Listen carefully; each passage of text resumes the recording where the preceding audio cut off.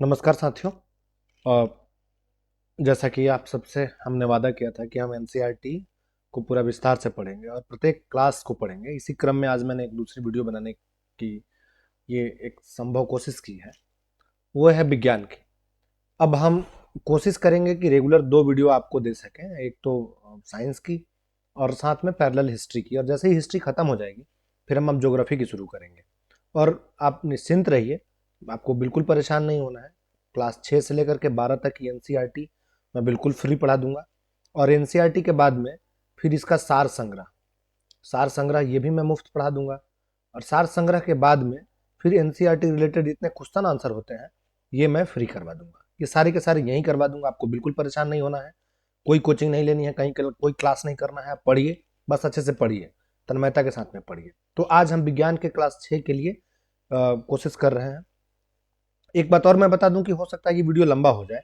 अब मेरी कोशिश ये रहेगी कि एक क्लास को, जैसे 6 7 8 है तो इनको दो दो वीडियो में मैं निपटाता चला जाऊं। 2 वीडियो में एक सब्जेक्ट पूरा खत्म करूं। जैसे विज्ञान है तो इसको 2 वीडियो में बना दूं, दूसरा कोई सब्जेक्ट है उसको 2 3 वीडियो में। चूंकि कल हिस्ट्री की वीडियो बनी थी वो थोड़ी लंबी हो गई थी, मुझे भी इस बात का आभास था, और एक ही चैप्टर का बना है। लेकिन यकीन मानिए ये काम की चीज़ है, कंटेंट की चीज़ है, आपको भटकना नहीं पड़ेगा, बाहर दौड़ना नहीं पड़ेगा। मैंने इसके तमाम आयामों को छुआ है, तो वो आपके लाभदायक है, आपके काम के हैं। तो आप उसको देखिए, एंजॉय करिए। आइए तो आज हम सबसे पहले देखते हैं, पहला चैप्टर है भोजन के घटक। आप हम सब दुनिया में जितने लोग हैं सब के सब लोग खाना खाते हैं। अच्छा, खाने की जो एक तमीज है वो तमीज और तहजीब दोनों अलग अलग होती है। सीन ये है कि जैसे मान लीजिए कोई व्यक्ति पंजाब में पैदा लिया है और कोई व्यक्ति तमिलनाडु में पैदा लिया है, तो स्वाभाविक सी बात है कि पंजाब का व्यक्ति और तमिलनाडु के व्यक्ति के खान पान में अंतर होगा। कोई व्यक्ति राजस्थान में पैदा लिया हो और कोई व्यक्ति झारखंड में पैदा लिया होगा, तो उसके खाने में बिल्कुल अंतर होगा। क्यों क्यों अंतर होगा? इस क्योंकि मुख्य वजह यह है कि वहां के भौगोलिक स्थिति और वहां के संस्कृति का उस पर खूब ठीक ठाक प्रभाव होगा। जैसे अगर कोई व्यक्ति तमिलनाडु में पैदा हुआ है तो आपको ये पता है कि तमिलनाडु जो है, अगर ये भारत का नीचे वाला हिस्सा हम मानेंगे तो यहाँ पे है, यहाँ पे तमिलनाडु है, नीचे वाले हिस्से में यहाँ पे तमिलनाडु है। यानी समुद्र के किनारे है, ऊपर से यहाँ कड़ाके की गर्मी पड़ती है, बारिश होती है, एग्रीकल्चर फार्मिंग लैंड यहाँ खूब शानदार है, पहाड़ी इलाके भी हैं। तो यहाँ के लोगों के खान पान में यहाँ की भौगोलिक स्थिति और साथ में यहाँ के कल्चर का समावेश दिखने को मिलेगा। जैसे समुद्र के किनारे है तो स्वाभाविक सी बात है कि यहाँ के खाने में सी फूड्स जरूर मिलेंगे। सी फूड्स का मतलब है समुद्र से निकले हुए प्रोडक्ट्स, जैसे मछली, वहां से जो मतलब समुद्र से जो निकल सकते हैं खाने के लिए, मांसाहार भोजन, इसमें उपलब्धता पाई जाएगी यहाँ के लोगों के खाने में। लेकिन वहीं अगर आप राजस्थान, यहाँ पे है राजस्थान की अगर आप बात करेंगे तो क्या है, यहाँ के लोगों के खाने में क्या प्रभाव होगा? या मान लीजिए यहाँ पे पंजाब है तो पंजाब के लोगों में क्या खाने का प्रभाव पड़ेगा? तो स्वाभाविक सी बात है कि पंजाब पे, अब पंजाब पे मांसाहार का प्रभाव तो नहीं होगा, लेकिन पंजाब पे जिन चीजों का प्रभाव होगा वो एग्रीकल्चर यहाँ पे खूब शानदार है और खूब उन्नत किस्म की है। तो एग्रीकल्चर रिलेटेड जितने फूड्स होंगे तो उसका खूब बोलबाला होगा। जैसे घास है तो घास से भैंस हो रही है, दूधे निकल रही है तो दूधों का छाछ, दूधों की लस्सी, दूध सीधे सीधे, ये यहाँ के खान पान में खूब रहेगा। घी खूब दबा के खाएंगे यहाँ के लोग, राजस्थान में भी सेम ही रहेगा। लेकिन वहीं अगर आप यहाँ उड़ीसा की बात करेंगे तो उड़ीसा में जंगल जंगल है, आदिवासी है, वहाँ के लोग हैं, तो उसका खाना का असर उस पर रहेगा, तो यहाँ के लोग वहाँ खाएंगे। यानी कि सांभर इडली जो है वो साउथ में हो सकता है, हो तो सकता है वो नॉर्थ में ही, लेकिन नॉर्थ का मेन फूड वो नहीं कहा जाएगा। तो इस चैप्टर में हम इसी मुद्दे पे बात करेंगे। फिर दूसरा एक और टॉपिक होगा कि हम किसी भी खाने के मेन कंपोनेंट क्या होते हैं। जैसे आपने पहले कक्षाओं में पढ़ा होगा कि प्रोटीन होता है, कार्बोहाइड्रेट होता है, कार्बोहाइड्रेट होता है, या फिर फैट पढ़ा होगा, वसा पढ़ा होगा, तो ये होता है। तो ये इसके मेन कंपोनेंट है किसी भी फूड के। ये वो किस खाने में है, किस में नहीं है, और कैसे चेक करेंगे, आज हम इन्हीं समुद्रों पे इस चैप्टर में बात करेंगे। तो इसमें लिखा हुआ है कि पहले की पिछली कक्षाओं में हम उन खाद्य पदार्थों की सूची बनाई थी जिन्हें हम खाते थे। अब भारत के विभिन्न भाग में खाए जाने वाले विभिन्न व्यंजकों के बारे में भी हमने बात की थी पिछले चैप्टर में, इसमें लिखा हुआ है, और उसको मानचित्र में दिखाया भी गया था। यानी कि एक प्रकार से भोजन में चपाती, दाल और बैगन का भरता हो सकता है, तो दूसरे में चावल, सांभर तथा भिंडी हो सकता है। इसके अतिरिक्त अन्य भोजन में अपम, मछली और सब्जियां भी हो सकती है। मैंने आपको बताया कि हर जगह अलग अलग चीजें हो सकती है, इसमें कोई बड़ी बात नहीं है, क्योंकि वहां के भौगोलिक स्थिति, वहां के सांस्कृतिक स्थिति, वहां के लोगों के रहन सहन के हिसाब से सब कुछ निर्भर करता है। दाल या मांस का कोई व्यंजन तथा सब्जी हो सकता है जिसमें दही, मट्ठा और अचार भी शामिल हो सकता है। इस तरह आहार के कुछ सारणी बनाए गए थे और ये सारणी नीचे दिया हुआ है इसी में। हम इसको आगे बढ़ते हैं कि कभी कभी हम अपने भोजन में वस्तुतः इन सभी व्यंजनों को नहीं ले पाते। यदि हम यात्रा में हो तब हम वहीं खा लेंगे जो रास्ते में उपलब्ध होगा। जैसे मान लीजिए आप यहाँ से रास्ता में यात्रा करते हुए निकल के चले गए साउथ इंडिया। अब साउथ इंडिया रास्ते पे इडली बेच रहा है, स्टेशन पे इडली बेच रहा है और आपको भूख लगी है, आप क्या करेंगे? खाएंगे ना, कुछ ना कुछ तो खाएंगे ही खाएंगे। क्यों? क्योंकि उस वक्त वहीं उपलब्ध है और उसको आप चाव से खाएंगे। बेशक आपका मन नहीं होगा, फिर भी आपको खाना पड़ेगा क्योंकि आपको जिंदा रहना है। और क्या पता आप 4 दिन खाएं और आपको ठीक लग जाए। आप सोचिए ना, यही तो स्थिति रही होगी ना कि मैंने इस मुद्दे पे कल इतिहास वाले मुद्दे में चैप्टर में भी बात किया था कि अगर आप यहाँ से चाइना घूमने जाते हैं तो खाना तो चाइना का ही खाएंगे ना आप। और क्या पता वहां का खाना आपको कोई इतना अच्छा भा जाए कि आप इंडिया लौटे और इंडिया में वो खाना बेचने लगे, बनाने लगे और उस पर आप कारोबार करने लग जाए। जैसे चाउमीन हुआ, जैसे मोमोज हुआ, ये सब बाहर से ही तो आए हैं, यहाँ के प्रोडक्ट थोड़े ना है ये। तो वहां के व्यंजन जो होंगे आप जहां भी जाएंगे वहां खाएंगे। तो आहार में विविध खाद्य पदार्थों के इस तरह के वितरण का कोई ना कोई आधार होना चाहिए। क्या हमारे शरीर को विशेष प्रयोजन के लिए विभिन्न प्रकार के भोजन की आवश्यकता होती है? बिल्कुल होती है। अगर भोजन नहीं करेंगे तो हम कैसे जी पाएंगे? अब पहला सब टॉपिक है कि विभिन्न प्रकार के खाद्य पदार्थों में क्या होता है। मैंने आपको अभी ही बताया कि खाना कोई भी हो, चाहे किसी भी चीज का बना हो, चाहे वो घी हो, मछली हो, मक्खन हो, मूंगफली हो, दही हो, मट्ठा हो, अरहर की दाल हो या चावल हो, कुछ भी हो, इसमें मुख्यतः 3-4 चीजें ही होती है। कौन कौन सी चीजें? पहली चीजें तो मैंने आपको बताया, प्रोटीन होगा, दूसरा कार्बोहाइड्रेट होगा, तीसरा फैट होगा और इसमें कुछ मिनरल्स होंगे, विटामिन वगैरह। तो ये सारी चीजें इसमें होंगी। तो यही ये बात कर रहा है कि हम जानते हैं कि प्रत्येक व्यंजन का एक या एक से अधिक प्रकार की कच्ची सामग्रियों से बना होता है जो हमें पादपों या जंतुओं से मिलते हैं। पादप से जो मिलते हैं उसकी आप एक लिस्ट आप अपने दिमाग में एक आकलन करके रख लीजिए कि पादप से क्या क्या मिलते हैं। जैसे चावल, दाल, आलू, ये सब तो पादप मतलब पौधे से मिलते हैं। और जंतुओं से क्या मिलते हैं? दूध, फैट, मांस, मछली, ये सब जंतुओं से ही मिल रहे हैं। इस कच्ची सामग्री के संगठक क्या है? इस कच्ची सामग्री में हमारे शरीर के कुछ आवश्यक घटक होते हैं। इन घटकों को हम पोषक कहते हैं। क्या कहते हैं? पोषक कहते हैं। हमारे भोजन के मुख्य पोषक कौन कौन से हैं? मतलब मैंने सीधा आपको ग्रेडियंट बता दिया था, इसके पोषक के माध्यम से समझिए कि जो आवश्यक घटक है वो पोषक है। और पोषक में मुख्य पोषक कौन कौन सा है? यानी कि कार्बोहाइड्रेट है, प्रोटीन है, वसा है, विटामिन है, खनिज लवण है। इसके अतिरिक्त हमारे भोजन में रुक्षांश तथा जल भी शामिल है जिनकी हमारे शरीर को आवश्यकता है।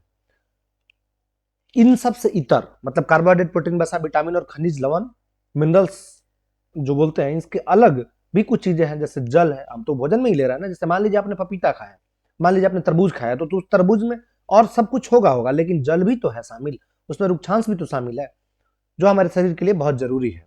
क्या सभी खाद्य पदार्थों में ये सभी पोषक उपलब्ध होते हैं? कुछ साधारण विधियों से हम यह जान सकते हैं कि कच्ची सामग्री या पके हुए भोजन में कौन सा एक या एक से अधिक प्रोटीन, एक या एक से अधिक पोषण उपस्थित है। कार्बोहाइड्रेट, प्रोटीन तथा वसा के परीक्षण अन्य पोषकों के परीक्षण की अपेक्षा सरल है। अब ये परीक्षण करने की बात कर रहा है कि हम परीक्षण कैसे करेंगे। जैसे मैं एक बहुत छोटा उदाहरण बता रहा हूं, आपने कभी घर में किया भी होगा। आपको मैं अपार्ट फ्रॉम दिस बुक मैं कुछ अलग बता रहा हूं आपको। आपको अगर किसी चीज में आयोडीन चेक करना है, नमक में, कि इस नमक में आयोडीन है कि नहीं, तो आपको क्या करना है कि आप एक कटोरे में या एक चम्मच में घर से माड़ लीजिए। माड़ वही होता है जो चावल को हम बनाते हैं तो उसमें से निकलता है, वो माड़ होता है। उस माड़ को लीजिए, उस चावल को घोल दीजिए, मतलब उसको रख लीजिए एक चम्मच में, उसमें थोड़ा नमक मिलाइए, उसको घोल दीजिए और उसमें नींबू डालिए। नींबू डालेंगे तो उसका रंग बदल जाएगा। रंग बदल गया मतलब उसमें आयोडीन है। तो वैसे ही कह रहा है कि क्या जिन हम खाद्य पदार्थों को खाते हैं जिसमें पोषक उपस्थित होते हैं उसको हम चेक कर सकते हैं कि नहीं। और चेक करने की विधि में भी ये बता रहा है कि कार्बोहाइड्रेट, प्रोटीन तथा वसा के परीक्षण अन्य पोषकों के परीक्षण की अपेक्षा सरल है। मतलब इन तीनों का परीक्षण अगर हम करेंगे तो ये सरल है। और उन सरल में क्या क्या है वो जानने के लिए हमें ये जानना जरूरी है कि कुछ चीजें इसमें है। जैसे पहला कह रहा है कि आयोडीन का तनु विलयन बनाने के लिए जल से आधी भरी परख नली में कुछ बूंदे टिंचर आयोडीन को मिला दीजिए। समझ रहे हैं आप? अगर हम इसका सोल्यूशन बनाना है, विलयन बनाना है, आयोडीन का तनु विलयन बनाना है, तो जल में आधी भरी परख नली में, जल से आधी भरी परख नली जो होती है, परख नली अगर आपने देखा होगा लैब में 9th 10th क्लास में, तो आप याद करिए, और उसमें कुछ बूंद टिंचर आयोडीन मिला दीजिए, कुछ थोड़ा जल रख दीजिए, मतलब आधा परख नली में। तो ये हो गया आपका आयोडीन का तनु विलयन।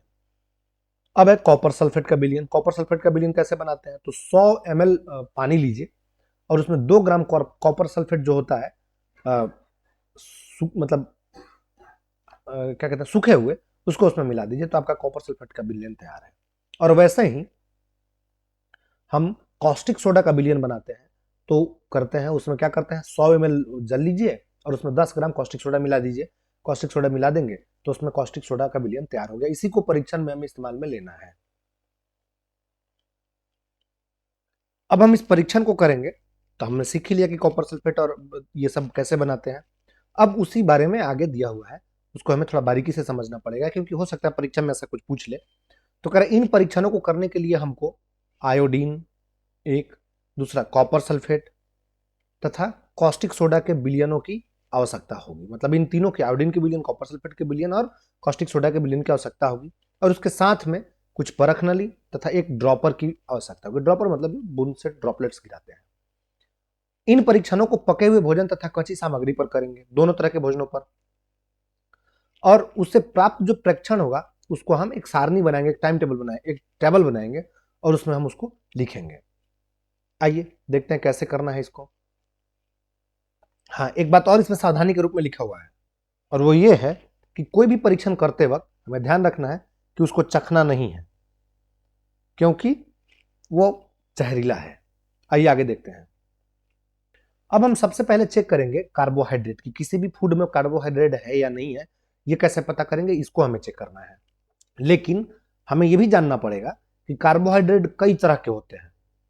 हमारे भोजन में जो कार्बोहाइड्रेट होते हैं उसमें मंड और शर्करा ये मुख्य रूप से होते हैं। तो अब हम जिसका परीक्षण करेंगे उस फूड में मंड होना चाहिए, क्योंकि उसका आसानी से परीक्षण हो जाएगा, इसलिए हम उसको लेंगे परीक्षण के लिए।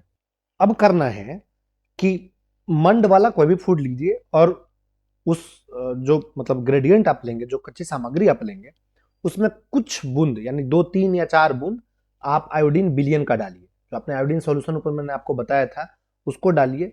अब डालने के बाद देखिए कि उसका रंग चेंज हो रहा है कि नहीं हो रहा है। अगर उसका रंग नीला या काला हो गया है तब ये समझिए कि उसमें मंड की उपस्थिति है, यानी कि वो कार्बोहाइड्रेट है। तो ये परीक्षण एक हुआ। क्या करना है, खाने का कुछ टुकड़ा लेना है ग्रेडियंट, उसमें आयोडीन के 2 बूंद गिराने हैं, 2, 3, 4, 5 बूंद गिराने हैं। अब उसमें जो बूंद गिराएंगे उसके बाद में इसका रंग बदलेगा और वो काला या नीला होगा। और काला अगर नीला हो रहा है तो इसका मतलब है कि उसमें तनु विलयन, मतलब उसमें मंड है। तो एक परीक्षण आपका ये हो गया। इसे आप आयोडीन के माध्यम से आप कार्बोहाइड्रेट का परीक्षण कर सकते हैं। तो इस बात को ध्यान रखिएगा, पूछ ले कि इनमें से किससे हम आयोडीन का परीक्षण करते हैं, या आयोडीन का परीक्षण करने के लिए आयोडीन का इस्तेमाल हम किसके परीक्षण के लिए करते हैं, तो ये प्रश्न बन सकता है। तो आप इसको नजर रखिएगा। आगे हम देखेंगे प्रश्न आंसर। और इस मेथड को आप दूसरे मेथड के साथ भी प्रयोग में ला सकते हैं, ये एक दिया हुआ है। अब दूसरा है कि प्रोटीन के लिए परीक्षण कैसे करेंगे। अब प्रोटीन का परीक्षण करते वक्त एक बात ध्यान रखना है कि जो भी खाद्य पदार्थ हम उसके परीक्षण के लिए लेंगे वो ठोस होना चाहिए। और ठोस हो तो सबसे पहले उसका हम या तो चूर्ण बना ले या पेस्ट बना ले, क्योंकि हमने सबका सॉल्यूशन बनाया है, विलियन बनाया है, तनु विलियन बनाया है। तो अगर उसको उसमें डालना है तो स्वाभाविक सी बात है कि वो एक तरह से गाढ़ा होना चाहिए। गाढ़ा का मतलब है घोल होना चाहिए। तो कोई भी ठोस खाना है, उस खाने को हमें लेकर के पहले उसको कूट के पेस्ट बना लेना है, मतलब बारीक से चूर लेना है, और चूरने के बाद में उसमें उसको थोड़ा पेस्ट बना लेना है। और थोड़ा सा जल डाल करके उसको एक परख नली में उस पेस्ट को, उस चूर्ण को रख करके उसमें थोड़ा 10 बूंद 10 1 बूंद जल डाल दीजिए। अब उसको हिला दीजिए। अब क्या कीजिए, अब ड्रॉपर से लीजिए और ड्रॉपर से उसमें 2 बूंद कॉपर सल्फेट डालिए। जब 2 बूंद कॉपर सल्फेट डालेंगे तब उसके रंग में कुछ परिवर्तन होगा, लेकिन इतना ही नहीं डालना है आपको। 2 बूंद कॉपर सल्फेट डालने के बाद में 10 बूंद उसमें कास्टिक सोडा मिलाना है, उसको डालिए, अच्छे तरह से उसको हिलाइए। और जब हिलाएंगे उसको तब उसको कुछ देर के लिए रख दीजिए। अब आप क्या देखेंगे, अब कि उसका रंग बदल गया है और वो बैगनी रंग का हो गया है। क्या क्या आपको मिलाना है एक बार फिर से समझिए। आपको मिलाना है कास्टिक सोडा और कॉपर सल्फेट। कौन कितनी मात्रा में मिलाना है आपको अभी बताया मैंने। 2 बूंद कॉपर सल्फेट मिलाना है और 10 बूंद क्या मिलाना है, कॉस्टिक सोडा मिलाना है। दोनों को, कॉपर सल्फेट और कॉस्टिक सोडा को मिलाएंगे तब वो हो जाएगा बैगनी रंग का। अगर बैगनी रंग उसमें निकल रहा है यानी कि उसमें क्या है, प्रोटीन की उपस्थिति है। अब इसी के साथ आप और भी भोजन का उपयोग कर सकते हैं, देख सकते हैं। तो प्रोटीन हो गया, कार्बोहाइड्रेट हो गया। कार्बोहाइड्रेट को कैसे चेक करना है? कार्बोहाइड्रेट को हमें चेक करना है आयोडीन से। और प्रोटीन को किससे चेक करना है? प्रोटीन को कॉपर सल्फेट और कॉस्टिक सोडा से चेक करना है। कॉपर सल्फेट की कितनी बूंदे लेनी है? कॉपर सल्फेट की 2 बूंदे लेनी है और कॉस्टिक सोडा का 10 बूंद लेना है, इसको मिला लेना है। अब देखते हैं हमें कि वसा को कैसे परीक्षण करेंगे, यानी कि फैट को कैसे चेक करेंगे, टेस्ट करेंगे कि इस खाने में फैट है या नहीं। तो आपको क्या करना है कि खाद्य पदार्थ कोई भी हो, उसका एक छोटा सा मात्रा लीजिए, उसके कागज के टुकड़े पर लपेटिए, उसको फिर कूटिए। कूटने के बाद में आप पाएंगे कि उसमें एक तेल का धब्बा लग गया है। ठीक है, अगर तेल के धब्बा उस पर लगे हुए फील हो रहे हैं आपको, और उसे अगर आप सनलाइट में देखेंगे तो धुंधला प्रकाश दिख रहा है, तब ये समझ लीजिए कि उसमें फैट की उपस्थिति है। वैसे भी वो कोई भी खाद्य पदार्थ हो जिसमें वसा की मात्रा है, वो तैलीय होगा। एक बेसिक चीज यही है, आप यहीं से समझ लीजिए, वो तैलीय होगा। थोड़ा सा उसमें तेल निकलता हुआ दिखाई देगा आपको। लेकिन जैसे अगर आप किसी चीज को कागज पर रख करके कूटेंगे तो हो सकता है उसमें से पानी निकल जाए, और पानी निकल जाएगा तब आप कैसे चेक करेंगे कि उसमें फैट है या नहीं है? तो इसका भी सॉल्यूशन है। इसका सॉल्यूशन ये है कि उसको धूप में रख दीजिए, थोड़ी देर के लिए सूख जाएगा। सूख जाएगा तो पानी उड़ जाएगा, लेकिन तेल नहीं उड़ेगा, तेल वहीं का वहीं रह जाएगा। और अगर तेल रह जाता है तो बस कंफर्म है कि भाई इसमें फैट है। तो ये परीक्षण क्या दर्शाते हैं? ये वसा, प्रोटीन तथा मंड, मंड का मतलब कार्बोहाइड्रेट, उन सभी खाद्य पदार्थों में उपस्थित है जिसका आपने परीक्षण किया है। क्या एक खाद्य पदार्थ से एक से अधिक पोषक तत्व उपस्थित होते हैं? क्या आपने कोई ऐसा खाद्य पदार्थ पाया है जिसमें कोई भी पोषक तत्व उपस्थित ना हो? हमने 3 पोषक पे बात की। हाँ, ऐसे होते हैं, ऐसे बहुत सारे चीज होते हैं जिनमें ये सब चीजें नहीं होती है। जैसे हम इसके कुछ स्रोत पे बात कर लेते हैं। अच्छा, एक बात और ध्यान रखिएगा, कार्बोहाइड्रेट हम इंस्टेंट एनर्जी देता है, इसीलिए हम उसको ऊर्जा देने वाला भोजन भी कहते हैं। जैसे अगर कोई धावक दौड़ करके आ रहा है तो आप देखते होंगे कि वो तुरंत केला खाता है, क्योंकि केला इंस्टेंट एनर्जी देता है। तो कुछ यहाँ कार्बोहाइड्रेट के मुख्य स्रोत हैं, मैं उन पे बात कर लेता हूँ। जैसे गेहूं, गेहूं कार्बोहाइड्रेट का स्रोत है। चावल, ये भी कार्बोहाइड्रेट का स्रोत है। बाजरा, ये भी कार्बोहाइड्रेट का स्रोत है। शकरकंदी, ये भी कार्बोहाइड्रेट का स्रोत है। आलू, ये भी कार्बोहाइड्रेट है। गन्ना, ये भी कार्बोहाइड्रेट है। पपीता, इसमें भी कार्बोहाइड्रेट है। तरबूज, आम, मक्का, ये सब में कार्बोहाइड्रेट के स्रोत पाए जाते हैं। मतलब इसमें कार्बोहाइड्रेट मुख्य रूप में है, और भी चीजें हैं इसमें, लेकिन कार्बोहाइड्रेट भी इसके अलग अलग भी मैं कह रहा हूँ। केला, उसमें भी कार्बोहाइड्रेट होता है, लोग खाते हैं ना, आपने देखा होगा। वैसे ही कुछ फैट के स्रोत देख लीजिए। सूरजमुखी का तेल, सरसों का तेल, नारियल का तेल, सोयाबीन का तेल, गिरी, तिल, मूंगफली। इनफैक्ट मूंगफली तो सबसे ज्यादा फैट वाला होता है, इस मूंगफली में सबसे अधिक फैट होता है। तो ये है। अब वैसे ही कुछ प्रोटीन और वसा के स्रोत, दोनों दोनों को हम देख सकते हैं। अब ये जो ऊपर वाले थे, ऊपर वाला फिगर, ये है नेचुरल पादप स्रोत जिसको हम बोलते हैं। लेकिन हम कुछ जंतु स्रोत को देख लेते हैं। जैसे मांस, मांस में भी फैट होते हैं। मछली, इसमें भी फैट होते हैं। घी, दूध, क्रीम, मक्खन, अंडे, इन सब में फैट होते हैं। इन सब में और ग्रेडियंट भी होते हैं, लेकिन ये फैट भी होते हैं। ध्यान रखना है आप कोई बात को। अब ये कुछ प्रोटीन के स्रोत हैं। ये प्रोटीन के कुछ पादप स्रोत हैं, कुछ जंतु स्रोत हैं। पादप स्रोत में ये मटर है, मटर प्रोटीन के स्रोत होते हैं। चना है, मूंग है, तुअर दाल है, राजमा है, सोयाबीन है। तो ये सारे क्या कहते हैं, पादप स्रोत हैं जंतुओं के। अब हम कुछ जंतु मतलब कुछ जंतु स्रोत देख लेते हैं। जंतु स्रोत कौन से हैं? मांस, मछली, पनीर, अंडे, दूध, ये सब जंतु स्रोत हैं। ठीक है, आइए थोड़ा और आगे चलते हैं।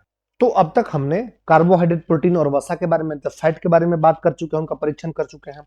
लेकिन खाने में सिर्फ यही थोड़े ना होते हैं, और भी कुछ होते हैं। जैसे विटामिन और खनिज लवण, ये भी होते हैं। तो आपको पता होगा कि हमारे शरीर में बहुत सारे टाइप के विटामिन होते हैं, खनिज लवण भी बहुत सारे होते हैं।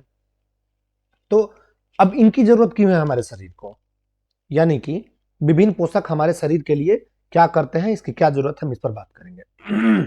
अब जैसे कार्बोहाइड्रेट भी हमारे शरीर को एनर्जी देता है, फैट भी हमारे शरीर को एनर्जी देता है। लेकिन मुख्य बात यह है कि फैट जो है वो कार्बोहाइड्रेट से ज्यादा एनर्जी देता है। जैसे मान लीजिए अगर 10 ग्राम हमने कार्बोहाइड्रेट लिया और 10 ग्राम हमने फैट लिया, तो सब उस मतलब ज्यादा एनर्जी जो है ये फैट से मिलेगा, कार्बोहाइड्रेट से नहीं मिलेगा। यानी कि समान मात्रा में हमें अधिक ऊर्जा प्राप्त होती है, किससे? फैट से। और वसा और कार्बोहाइड्रेट जो है वो ऊर्जा देने वाले भोजन है, ये मैंने बात कर लिया है। अब आगे देखते हैं कि प्रोटीन की आवश्यकता शरीर के वृद्धि और स्वस्थ रहने के लिए होती है। हम प्रोटीन क्यों लेते हैं? प्रोटीन इसलिए लेते हैं कि हमारा शरीर डेवलप कर सके, यानी शरीर के आकार को, जैसे आपका शरीर मांसल होगा, मोटा होगा, मजबूत होगा, इसलिए हम प्रोटीन को इस्तेमाल में लेते हैं। शरीर की वृद्धि तथा स्वस्थ रहने के लिए हम प्रोटीन युक्त भोजन को प्रायः शरीर वर्धक भोजन भी कहते हैं। ध्यान रखना है, हालांकि ये प्रश्न तो पूछा नहीं जाएगा, लेकिन फिर भी ये हमें जान के रहना है कि इसको हम क्या कहते हैं और क्या होता है। तो प्रोटीन के स्रोत के बारे में हमने बात कर लिया है। अब हम बात करते हैं थोड़ा सा विटामिन के बारे में, कि विटामिन हमारे शरीर की क्या करते हैं। तो ये हमारे शरीर की रक्षा करते हैं, किससे? रोगों से। रोगों से हमारे शरीर की रक्षा करते हैं। विटामिन हमारी आंख, अस्थियां, दांत, मसूड़े, इन सबको स्वस्थ रखने में सहायता करते हैं। अब सवाल यह है कि विटामिन कितने होते हैं और किन किन नामों से जाने जाते हैं। तो विटामिन कई होते हैं, वो अलग अलग नाम से जाने जाते हैं, जैसे vitamin A, vitamin B, vitamin C, vitamin D, vitamin E, vitamin K, इन सब नाम से जाना जाता है। विटामिन के एक समूह को विटामिन बी कॉम्प्लेक्स कहते हैं। क्यों? क्योंकि बी कॉम्प्लेक्स में बहुत होता है, B1, B2, B3, B4, B5, B6, B12 ऐसे होता है। तो अभी हम पढ़ेंगे, सबका नाम भी पढ़ेंगे, अगले चैप्टर में हमको मिलेगा विस्तार से। तो हम पढ़ेंगे कि कैलोक्यूनिन कौन सा होता है, बेरी कौन सा होता है, स्कर्वी कौन सा, सब डिटेल में पढ़ेंगे आगे। बस अभी इसमें जितना जरूरत है उतना ही हम पढ़ रहे हैं, इसको छोड़ते निकल रहे हैं, क्योंकि इस बुक को हमें पढ़ना है, हमें विस्तार में भी यहाँ नहीं जाना है, हमें बस इस बुक को पढ़ना है, फिर अगले स्टैंडर्ड के बुक में आना है, वहां इसका और विस्तार मिलेगा, तो वो पढ़ना है, वैसे ध्यान में रखना है। तो हमारे शरीर को सभी प्रकार के विटामिन की अल्प मात्रा में आवश्यकता होती है। विटामिन ए का मुख्य काम जो है वो हमारे त्वचा तथा आंख को स्वस्थ रखना है। विटामिन सी हमें बहुत से रोगों के लड़ने की क्षमता देता है। विटामिन डी हमारे हड्डियों और दांतों को मजबूत करता है, कैल्शियम का उपयोग करके हमारे शरीर का सहायता करता है। तो विभिन्न विटामिनों से भरपूर भोजन मिलता है, जो कि चित्र 1.6 से लेकर के 1.9 में दर्शाया गया है। आइए हम इन चित्रों को देखते हैं कि विटामिन के स्रोत कौन कौन से हैं, कहां से मिल रहे हैं। अब विटामिन ए का स्रोत कौन कौन सा है देख लीजिए। विटामिन ए दूध में मिल रहा है, मछली के तेल में मिल रहा है, आम में मिल रहा है, गाजर में मिल रहा है, पपीता में मिल रहा है। विशेष मतलब सबसे ज्यादा अगर हमसे पूछेंगे कि किस में मिल रहा है, तो गाजर में मिल रहा है, लेकिन मिल इन सब में रहा है। वैसे ही विटामिन बी कहाँ मिल रहा है? विटामिन बी गेहूं में मिल रहा है, यकृत में मिल रहा है, लीवर को हम यकृत कहते हैं, तो यकृत में मिल रहा है, ये मांसाहार है, और चावल में मिल रहा है। विटामिन बी वहां मिल रहा है। विटामिन सी कहाँ मिल रहा है? विटामिन सी जितने खट्टे पदार्थ होते हैं उन सब में मिलते हैं। तो संतरा खट्टा है, इसमें मिल रहा है, टमाटर खट्टे होते हैं उसमें मिलते हैं, नींबू में, आंवले में, अमरूद में, और मिर्च में भी मिलते हैं। मिर्च में विटामिन सी की मात्रा पाई जाती है। वैसे ही विटामिन डी अंडे से मिलता है, मछली से मिलता है, मक्खन से मिलता है, दूध से मिलता है, और ये यकृत से मिलता है। इन सब में विटामिन डी पाए जाते हैं। ठीक है। अब विटामिन डी जो है कुछ और जगहों से भी मिलता है, जैसे हमारा शरीर भी सूरज के प्रकाश की स्थिति में विटामिन डी बनाता है, और इन दिनों कोई भी सूरज के प्रकाश में नहीं रह पाता, जिससे लोगों को इसकी कमी हो जाती है। किन दिनों में? ठंडियों के दिनों में। इसलिए ठंडियों के दिनों में विटामिन डी नहीं बनता है, तो शरीर में वीकनेस जैसा फील होता है, इसलिए आपको धूप में बैठना चाहिए। अब हम बात करेंगे कि हमारे शरीर को खनिज लवण की आवश्यकता क्यों होती है। दरअसल एक बात तो ये समझ लीजिए कि हमारे शरीर को खनिज लवण की आवश्यकता जो है वो बिल्कुल थोड़ी सी मात्रा में होती है, इसको बहुत ज्यादा नहीं जरूरत होती है। क्यों? क्योंकि शरीर के उचित विकास तथा अच्छे स्वास्थ्य के लिए इसकी जरूरत पड़ती है। और इसके कुछ स्रोत होते हैं कि कहां से कौन से चीज मिलते हैं, कौन से खनिज लवण, हम वो देख लेते हैं। जैसे आयोडीन के स्रोत। आयोडीन कहां से मिलता है? पालक से मिलेगा, अदरक से मिलेगा, ये आयोडीन का स्रोत है। फास्फोरस कहां से मिलेगा? फास्फोरस दूध से मिलता है, केले से मिलता है, मिर्च से मिलता है, गेहूं से मिलता है, चावल से मिलता है, इन सब में थोड़े थोड़े मात्रा में फास्फोरस भी होते हैं। लोहा कहां से मिलेगा? लोहा लीवर में मिलेगा, पपीते में मिलेगा, सेब से मिलेगा, और ये पालक से मिलता है। सबसे अधिक आयरन का जो स्रोत है वो ये पालक होता है। अगर आयरन की कमी आपके शरीर में है तो बहुत भयंकर बीमारियां हो जाती हैं, इसीलिए हमें शरीर में आयरन का मात्रा मेंटेन करके रखना चाहिए, यानी कि हमें पालक का लगातार सेवन करते रहना चाहिए।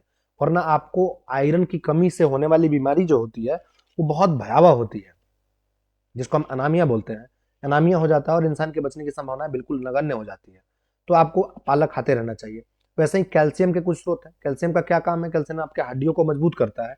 ये दूध में और अंडे में पाया जाता है, वैसे और भी चीजों में पाया जाता है। ये मुख्य मुख्य चीजें हैं, इनको आप ध्यान में रखिएगा। ठीक है, तो आइए अब देखते हैं क्या लिख रहा है। अगर अधिकांश खाद्य पदार्थों में एक से अधिक पोषक होते हैं, आपने भी सारणी 2 के परीक्षण में लिखते समय इस बात को अवश्य देखा होगा। फिर भी किसी कच्ची सामग्री के एक निश्चित पोषक तत्व की मात्रा दूसरे पोषकों की मात्रा से अधिक हो सकती है। उदाहरणतः चावल में कार्बोहाइड्रेट की मात्रा दूसरे पोषक से अधिक होती है। इस आधार पर हम यह कह सकते हैं कि चावल कार्बोहाइड्रेट समृद्ध भोजन है। इन पोषकों के अलावा हमारे शरीर को आहारी रेशे तथा जल की भी आवश्यकता होती है। रेशे बहुत जरूरी है शरीर को, ये पेट को साफ करेंगे, तो रेशे नहीं रहेंगे तो आपका पेट साफ नहीं हो पाएगा। आहारी रेशे रुक्षांश के नाम से भी जाने जाते हैं। हमारे खाने में रुक्षांश की पूर्ति मुख्यतः पादप उत्पादों से होती है। रुक्षांश के मुख्य स्रोत कौन से हैं, ये देख लीजिए। साबुत खाद्यान्न, आपने देखा होगा कि इस साल मिलेट्स ईयर मनाया जा रहा था। मिलेट्स ईयर का मतलब है कि मोटे मोटे अनाज के तौर पे वर्ष को मनाया गया है। ये बहुत जरूरी होते हैं शरीर के लिए, क्योंकि इसमें रुक्षांश बहुत पाए जाते हैं। दाल, आलू, ताजे फल और सब्जियां, ये सब रुक्षांशों के स्रोत हैं। रुक्षांश हमारे शरीर के कई पोषण प्रदान नहीं करते हैं, फिर भी यह हमारे भोजन का आवश्यक अवयव है और इसका आयतन बढ़ा देते हैं। रुक्षांश बिना पचे भोजन को बाहर निकालने में हमारे शरीर की सहायता करता है। रुक्षांश वो है जिसको अगर हमने, जैसे आटे का चोकर होता है ना, आटे को आपने चाल लिया चलनी में, जो बच गया वो रुक्षांश है, तो हमें वो नहीं चालना चाहिए। हम अगर उसको खाते हैं ना तो हमारा पेट साफ रखता है, ये बहुत जरूरी है।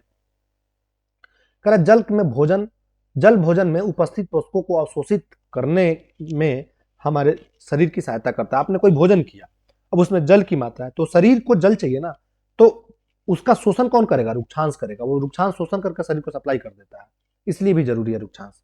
या कुछ अपशिष्ट पदार्थ जैसे कि मूत्र व पसीने को शरीर से बाहर निकालने में सहायता करता है। सामान्यतः हमारे शरीर को जितने जल की आवश्यकता होती है वह हमें उन वस्तुओं से प्राप्त होता है जिन्हें हम द्रव के रूप में लेते हैं, जैसे जल, दूध, चाय आदि। इसके अतिरिक्त हम जो भी भोजन पकाते हैं उनमें से पानी का प्रयोग किया जाता है। आइए देखें कि क्या कोई अन्य स्रोत हमारे जल को प्रदान कर सकता है हमारे शरीर में, मतलब कौन कौन से सोर्स हैं जिससे हमारे शरीर में जल मिलेगा, ये देख लेते हैं।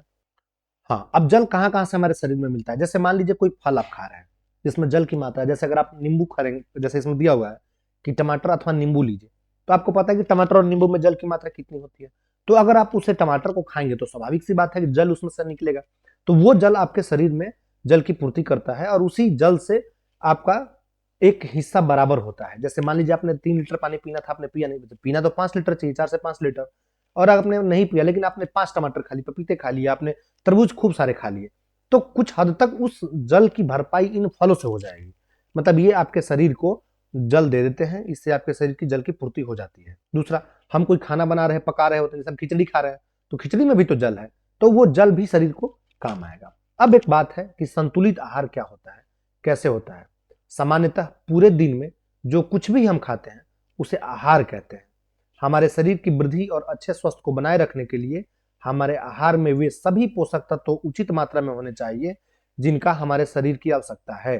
कोई भी पोषक तत्व न आवश्यकता से अधिक हो और न ही कम हो। ऐसा नहीं हो कि आपने दिन में 10 लीटर पानी पी लिया, ऐसा नहीं हो कि आपने दिन में 1 कैरेट अंडा ही खा लिया, ऐसा ना हो कि दिन में आपने 5 लीटर दूध ही पी ली, ऐसा भी नहीं करना है। और ऐसा भी नहीं करना है कि खाने में से उसको हटा दिया।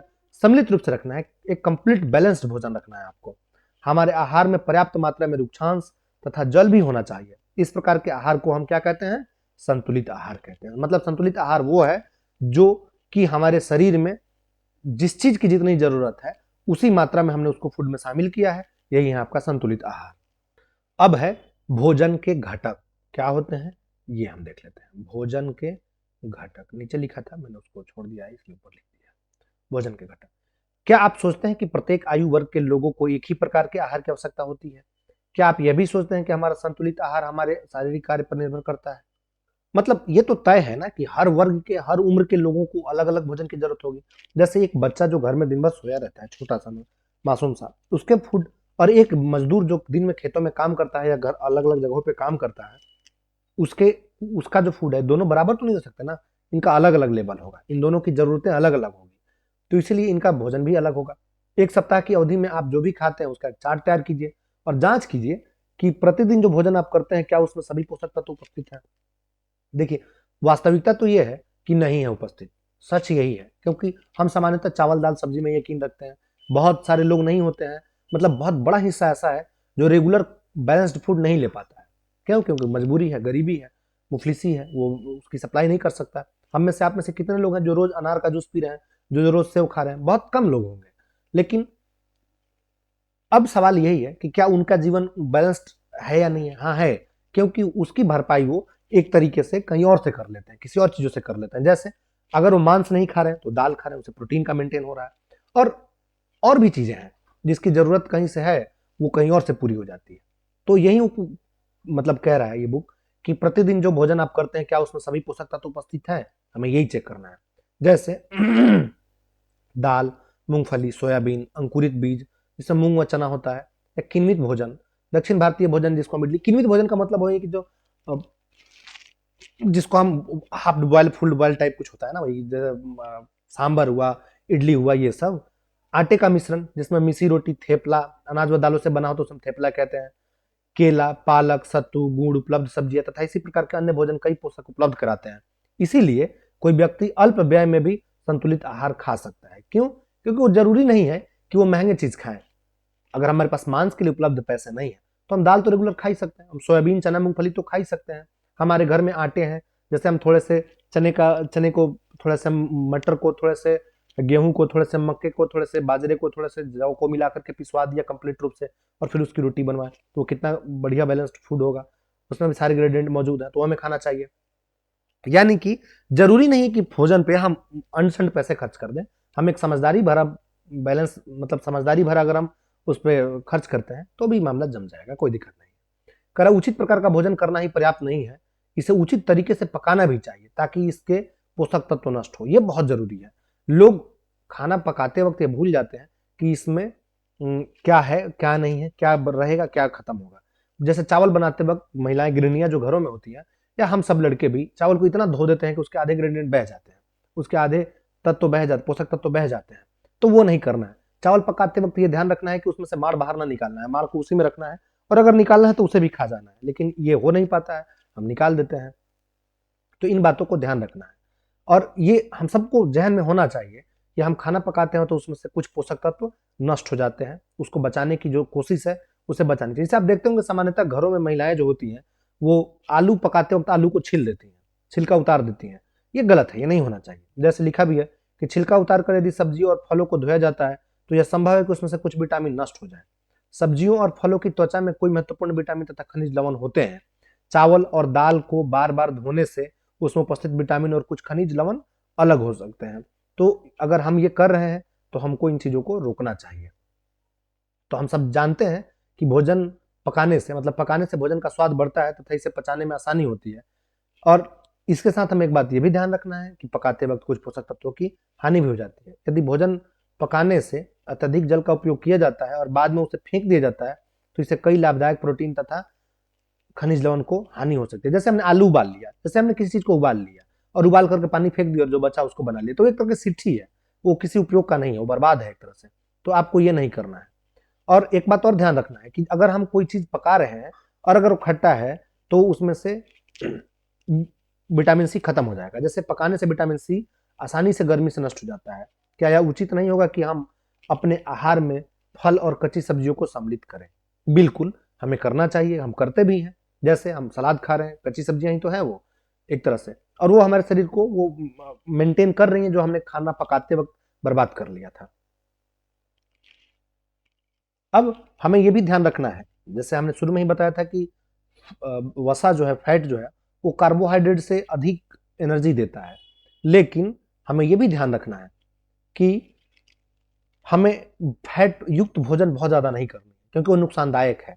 अब ये नहीं हुआ कि तली हुई चीजों पर हम टूट पड़े, मलाई, रबड़ी, पेड़ा आदि प्रचुर वसा युक्त भोजन ही खाया और इसके अलावा कुछ नहीं खाया। ये अति कुछ भी करेंगे ना तो नुकसान होगा।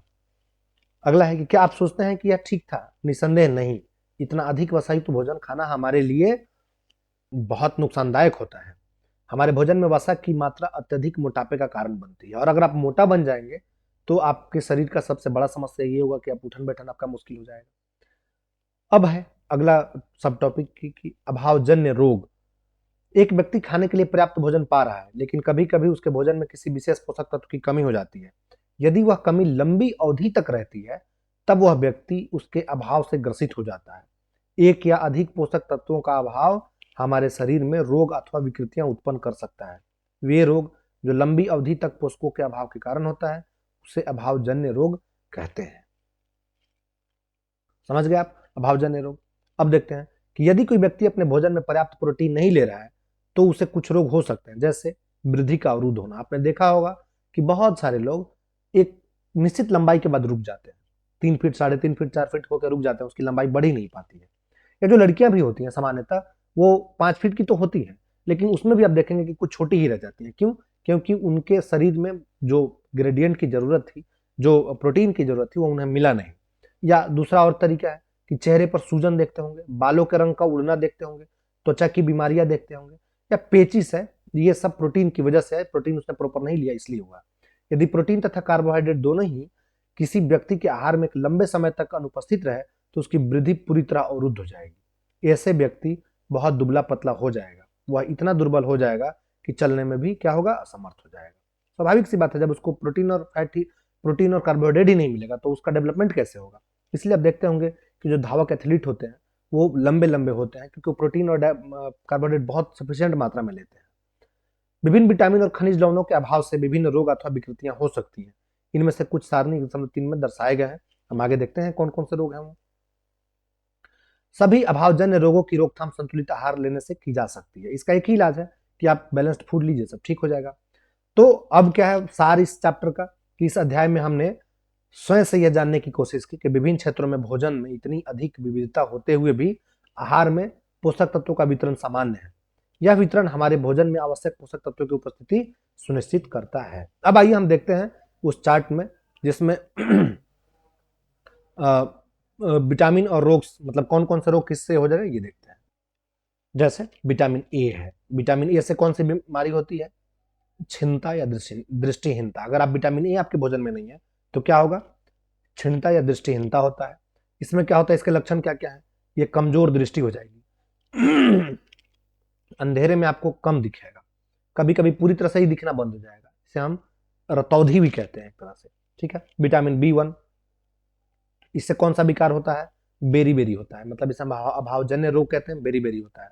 क्या लक्षण है, दुर्बल पेशियां और काम करने की ऊर्जा में कमी होती है, उसे हम बी 1 कहते हैं। विटामिन सी, इसे कौन सा बीमारी होता है, अभावजन्य रोग कौन सा है इसका, स्कर्वी है। क्या होगा, मसूड़ों से खून निकलने लगेगा, घाव अगर होगा आपके शरीर में तो उसको ठीक होने में बहुत टाइम लग जाता है। विटामिन डी, इससे कौन सा रोग होगा, रिकेटस होगा। इसमें क्या होता है, अस्थियों का मुलायम होकर के मुड़ जाना, अस्थियां आप देखते होंगे टेढ़े हो जाते हैं, तो विटामिन डी की कमी से होता है। कैल्शियम से क्या होता है, अस्थियां और दंत क्षय होने लग जाता है। क्या है इसमें, इसमें आपकी हड्डियां कमजोर हो जाती हैं और दांत टूट टूट के गिरने लगता है। आयोडीन, आयोडीन से घेंघा रोग होता है जिसे हम ग्वाइटर भी कहते हैं। क्या होगा, इसके लक्षण क्या है, गर्दन की ग्रंथि का फूल जाना, बच्चों के में मानसिक विकलांगता, बच्चे मानसिक तौर पर कमजोर हो जाते हैं, ये होते हैं। लोहा, लोहा से क्या होता है, मैंने बताया था रक्तता हो जाती है, इससे क्या होता है, कमजोरी होती है। अब कुछ प्रमुख शब्द है जो हमने इसमें पढ़ा, कौन कौन से शब्द मुख्य थे, संतुलित आहार। क्या है संतुलित आहार, आपको बता ही दिया था। बेरी बेरी क्या है, ये भी बताया आपको, विटामिन बी 1 की कमी से होने वाला रोग है। कार्बोहाइड्रेट क्या था, ये भी आपको बता दिया। ऊर्जा, वसा, खनिज, पोषक, प्रोटीन, रुक्षांश, स्कर्वी, मंड और विटामिन, ये इसके मुख्य चैप्टर्स के टॉपिक थे। अब ये लोगो आप देख लीजिए, ये लोगो एफएसएसआई का है, food security safety authority of India का है। ये तय करता है कि कौन सा खाना फोर्टिफाइड है, सुदृढ़ है या सुदृढ़ीकृत है, मतलब एक तरह का ये अथॉरिटी है जो ये तय करता है कि भोजन ठीक है या नहीं है। अब इसका सारांश हम देख लेते हैं।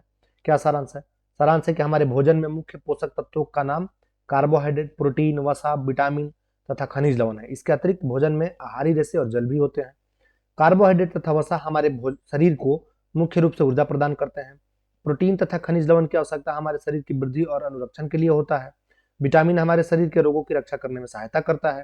संतुलित आहार से हमारे शरीर के लिए आवश्यक सभी पोषक तत्वों तथा पर्याप्त रुक्षांश और जल उचित मात्रा में उपस्थित रहते हैं। हमारे आहार में लंबी अवधि तक एक अथवा अधिक पोषक तत्वों की न्यूनता से होने वाले विशिष्ट रोग को हम अभावग्रस्त रोग कहते, अभावजन्य रोग कहते हैं। अच्छा, अब ये हो गया। अब हम इसके कुछ अभ्यास के बारे में देख लेते हैं, इनके कुछ प्रश्नों को देख लेते हैं कि क्या क्या इसके प्रश्न है। अब पहला प्रश्न है कि हमारे भोजन के मुख्य पोषक तत्वों का नाम लिखिए। अभी आपको बताया था कौन कौन से पोषक तत्व हैं, कार्बोहाइड्रेट एक, दूसरा वसा है, और क्या है, विटामिन है, और क्या है, विटामिन के बाद में प्रोटीन है, प्रोटीन के बाद में क्या है, खनिज लवण है, ये इसके मुख्य पोषक है। अगला प्रश्न है कि निम्नलिखित का नाम लिखिए, पोषक जो मुख्य रूप से हमारे शरीर को ऊर्जा देता है। क्या होता है वो जो ऊर्जा देता है वो क्या होता है, वो कार्बोहाइड्रेट और वसा होता है। मैंने बताया था पहले ही, कार्बोहाइड्रेट और वसा होता है, ठीक है। कह रहा है कि पोषक जो हमारे शरीर की वृद्धि और अनुरक्षण के लिए आवश्यक है वो कौन सा है, ये प्रोटीन होता है जो हमारे शरीर की वृद्धि के लिए जरूरी है। वह विटामिन जो हमारी अच्छी दृष्टि के लिए आवश्यक है, विटामिन ए हमारी अच्छी दृष्टि के लिए आवश्यक है। वह खनिज जो अस्थियों के लिए आवश्यक है, अस्थियों के लिए आवश्यक कौन सा है? कैल्शियम होता है। आप इस बात को याद रखिएगा, ये पूछ सकता है। अगला प्रश्न है कि 2 ऐसे खाद्य पदार्थों का नाम लिखिए जिन्हें निम्न पोषक प्रचुर मात्रा में उपलब्ध होते हैं। निम्न पोषक प्रचुर मात्रा में उपलब्ध होते हैं, ऐसे 2 का नाम लिखना है। मैं वैसे तो बहुत सारे का नाम बता सकता हूं, लेकिन आप थोड़ा 2 सेकंड के लिए दिमाग लगाइए। तो ये अगर आप पाएंगे, थोड़ा सा दिमाग लगाएंगे तो पाएंगे कि वसा किस किस में पाया जाता है। तो वसा किस किस में पाया जाता है? घी और दूध में पाया जाता है वसा। मंड किस में पाया जाता है? तो चावल और आलू में पाया जाता है मंड। आहारी रेशा, आहारी रेशा किस में होता है? सब्जी और फल में होता है। और प्रोटीन किस में होता है? ये पनीर, राजमा, इन सब में प्रोटीन होता है। दाल, इन सब में प्रोटीन होता है। कह रहा है कि इनमें सही कथन को टिकिए, मतलब जो सही है उसको सही अंकित करिए। कह रहा है कि केवल चावल खाने से हम अपने शरीर की पोषण आवश्यकताओं को पूरा कर सकते हैं। आप सोचिए ना, क्या लगता है आपको कि चावल खाने से शरीर पूरा हो जाएगा? नहीं, बिल्कुल नहीं होगा, क्योंकि उसमें विटामिन सारे नहीं आ रहे हैं ना। संतुलित आहार खा करके अभावजन्य रोगों की रोकथाम की जा सकती है। हाँ, की जा सकती है। अगर आप संतुलित भोजन लेंगे, सब बैलेंस्ड होगा, तो फिर अभावजन्य कहाँ कुछ उसमें रहा, फिर से बैलेंस्ड ही होगा। शरीर के लिए संतुलित आहार में नाना प्रकार के खाद्य पदार्थ होने चाहिए। हाँ, बिल्कुल होने चाहिए। अलग अलग प्रकार के खाना होंगे तभी तो उसमें होगा ना। शरीर के सभी पोषक तत्व उपलब्ध कराने के लिए केवल मांस पर्याप्त है? नहीं, बिल्कुल नहीं, मांस बिल्कुल पर्याप्त नहीं। कह रहा है रिक्त स्थानों की पूर्ति करें। रिक्त स्थान की पूर्ति कैसे करेंगे? कह रहा है कि खाली जगह दिया हुआ है, इसमें विटामिन डी के अभाव से होता है। तो कौन सी बीमारी विटामिन डी के अभाव से होता है? रिकेटस नामक बीमारी होता है विटामिन डी के अभाव से। कह रहा है कि किसकी कमी से बेरी बेरी नामक रोग होता है? तो ये B1 यानी विटामिन बी की कमी से बेरी बेरी रोग होता है। कह रहा है विटामिन सी के अभाव से कौन सा रोग होता है? स्कर्वी रोग होता है। मैंने अभी थोड़ी देर पहले ही आपको बताया था। हमारे भोजन में किसके अभाव में रतौंधी होती है? तो विटामिन ए के अभाव में रतौंधी होती है। तो इसके क्वेश्चन आंसर थे। अब ये कुछ क्रियाकलाप है, आपको करना है, पढ़ लीजिएगा। अगर आप कर सके तो करिएगा, नहीं करिएगा तो कोई बात नहीं, मैं पढ़ देता हूँ कि एक 12 वर्ष के बच्चे का एक संतुलित आहार चार्ट तैयार कीजिए। आहार चार्ट में उन तमाम खाद्य पदार्थों को सम्मिलित कीजिए जो खर्चीला हो और आपके आसपास में आसानी से उपलब्ध हो सके। हम यह पढ़ चुके हैं कि वसा की अत्यधिक मात्रा लेने से हमारे शरीर में हानिकारक है। दूसरा, पोषक तत्वों का क्या प्रभाव होता है? क्या अत्यधिक प्रोटीन और विटामिन युक्त आहार हमारे शरीर के लिए हानिकारक है? इन प्रश्नों के उत्तर के लिए आहार संबंधित समस्याओं के विषय में पढ़े और उसको कक्षा में बताएंगे टीचरों के लिए। तो इसको हम छोड़ते हैं। चलिए हम आइए आते हैं अगले चैप्टर पे। अब दूसरा चैप्टर है, उसका नाम है वस्तुओं का समूह बनाना।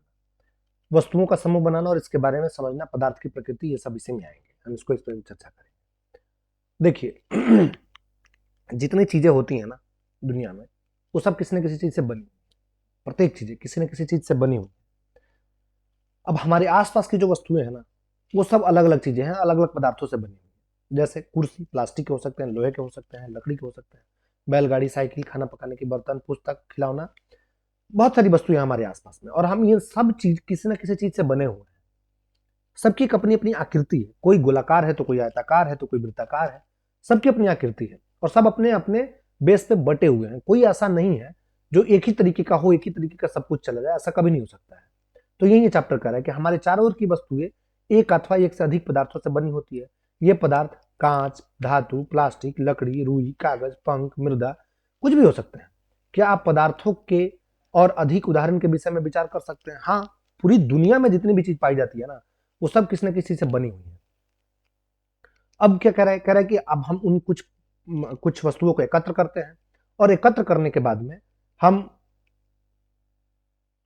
पाएंगे कि उसमें भांति भांति की चीज हो गए, जैसे चाक, पेंसिल, नोटबुक, रबर, डस्टर, हथौड़ा, कील, साबुन, पहिए का आरा, बैट, माचिस की डिब्बी, नमक, आलू। हम वस्तुओं की एक सूची बना लेंगे जो हमारे पास एकत्र है, जो हमारे आसपास में है, और हम उसमें ये डिफ्रेंशिएट करेंगे कि कौन सी चीजों को हम ला सकते हैं, किन सी चीजों को नहीं ला सकते हैं। जैसे दीवार को आप नहीं ला के आ सकते हैं, वृक्ष और दरवाजा, ट्रैक्टर, सड़क, इन सबको आप उठा के नहीं ला सकते हैं, लेकिन जो उठा के ला सकते हैं उनको आप ला सकते हैं। तो सार बस ये है कि आपको ये ध्यान रखना है कि कौन सी वस्तुएं हमारे आसपास में है जो मूवेबल है, कौन सी वस्तुएं हमारे जो आसपास में है जो मूवेबल नहीं है, मतलब गतिशील नहीं है। हमको उसकी एक लिस्ट बना के रखनी है और इसी पे अभी हम थोड़ी बात करने वाले हैं।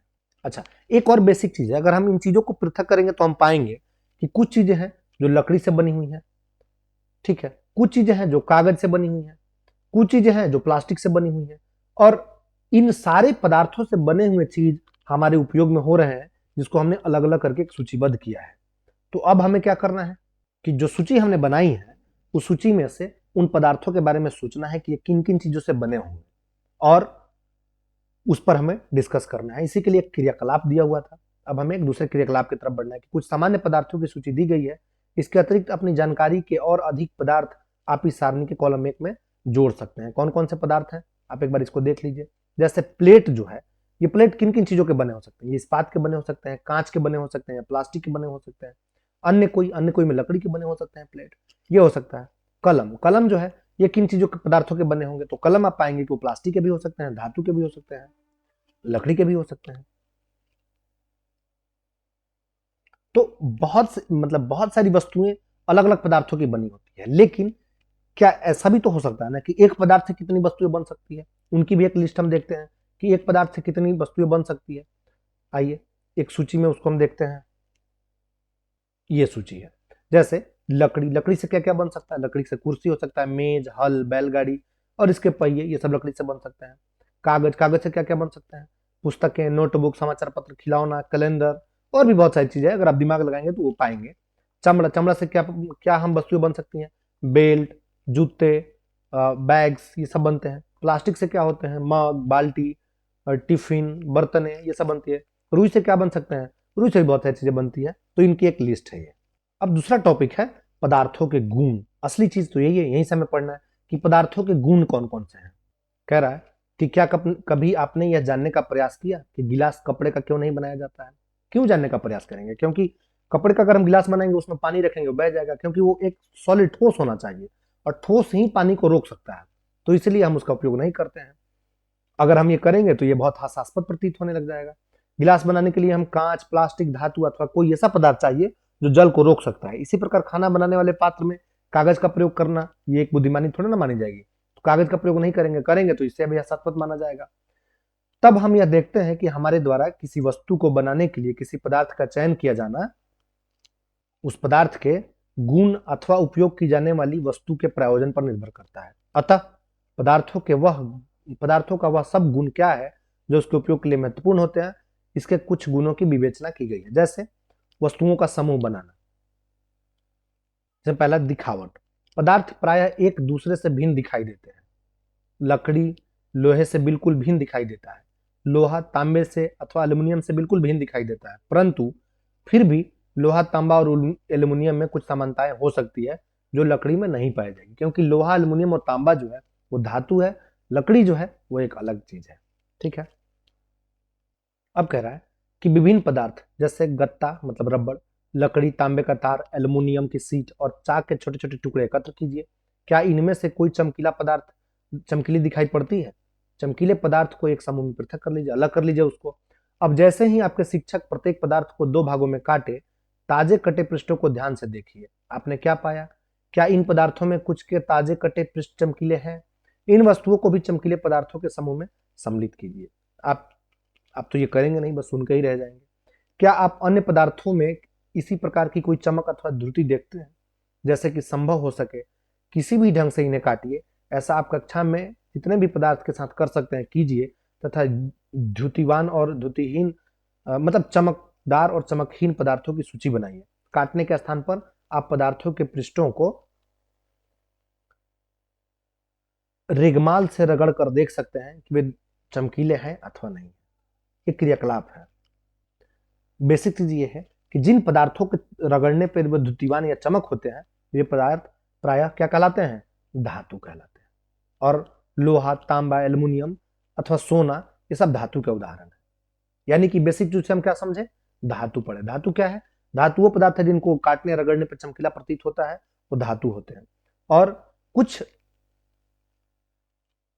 कुछ धातुएं काटने के तुरंत बाद अपने चमक को खो देता है। ये क्यों खो देता है, क्योंकि वो वायु की नमी की अभिक्रिया के कारण होता है, इसलिए हम केवल ताजे कटे पृष्ठों पर ही द्युति दिखाई देता है। अब आप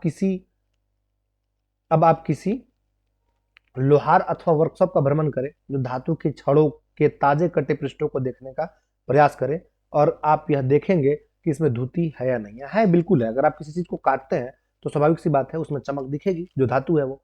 और हो सकता है थोड़ी देर बाद में उसकी चमक खत्म हो जाए, तब आपको लगेगा कि हाँ ये धातु नहीं है, लेकिन हाँ चमक तो उसमें है। तो एक तो था दिखावट। अब है कठोरता।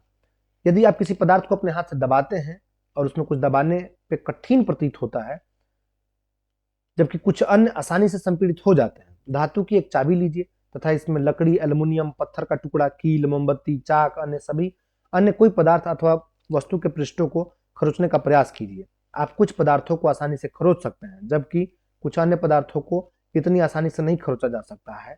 वे पदार्थ जिन्हें आसानी से संपीड़ित किया अथवा खरोचा जा सकता है कोमल पदार्थ कहलाता है। मतलब जिस पर खरोचने से निशान लग जाए वो कोमल है, जबकि अन्य पदार्थ जिन्हें संपीड़ित करना कठिन है कठोर पदार्थ कहलाते हैं। मतलब जो कठोर है, जिस पर आप घीसेंगे और उस पर कोई निशान न बने तो वो कठोर है, जिस पर निशान बन गया वो कोमल है। उदाहरण के लिए रुई अथवा स्पंज कोमल है, जबकि लकड़ी क्या है, कठोर है। अब एक दिखावट में पदार्थों के विभिन्न गुण हो सकते हैं, जैसे चमक, कठोरता, उसकी खुरदरा अथवा उसका चिकना होना। क्या आप अन्य गुणों के बारे में सोच सकते हैं जो किसी पदार्थ के दिखावट का वर्णन करता है? देखने से जो अनुभूति होगी वो यही है ना, इसके अलावा क्या हो सकता है? इसके अलावा कुछ नहीं हो सकता है। अच्छा, अब एक प्रैक्टिकल और है, विलेय अथवा अविलेय। कुछ ठोस पदार्थ जैसे चीनी, नमक, चाक पाउडर, बालू तथा लकड़ी के बुरादे के नमूने एकत्र करिए और कांच के 5 गिलास लीजिए। प्रत्येक गिलास में के 2/3 भाग में पानी भरिए और प्रत्येक गिलास में एक एक करके इन सबको मिलाते जाइए। जैसे एक में चीनी मिला दीजिए, एक में नमक मिला दीजिए, एक में चाक पाउडर मिला दीजिए। अब आप पाएंगे कि चीनी जल में पूरा का पूरा घुल गया, नमक जल में पूरा का पूरा घुल गया, बालू, चाक पाउडर, लकड़ी, इन सबको भी आप फील करिए। आप कुछ घुले हुए पाएंगे, कुछ आधा घुले हुए पाएंगे। अच्छा, जो चीजें उस जल में पूरा का पूरा घुल गया मतलब विलीन हो गया, ये पदार्थ जल में क्या है, विलेय है।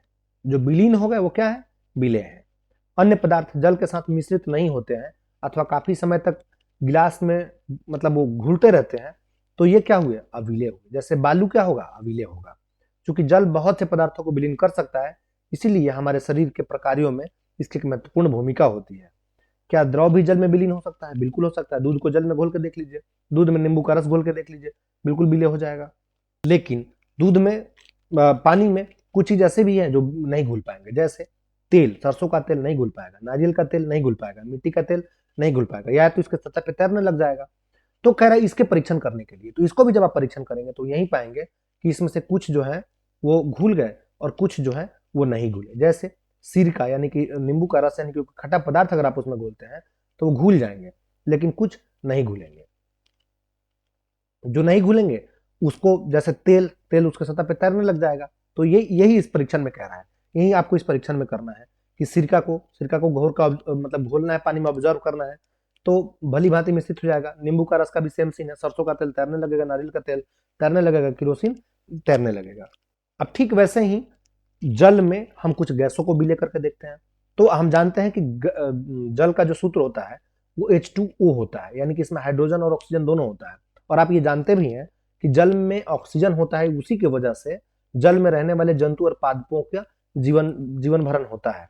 तो इसमें कुछ गैस भी घुल जाएंगे, कुछ गैस नहीं भी घुलेंगे। जैसे आपने कोको कोला पिया होगा, कोल्ड ड्रिंक्स पिया होगा, तो उसमें कार्बन डाइऑक्साइड गैस को घुलाने की कोशिश करते हैं।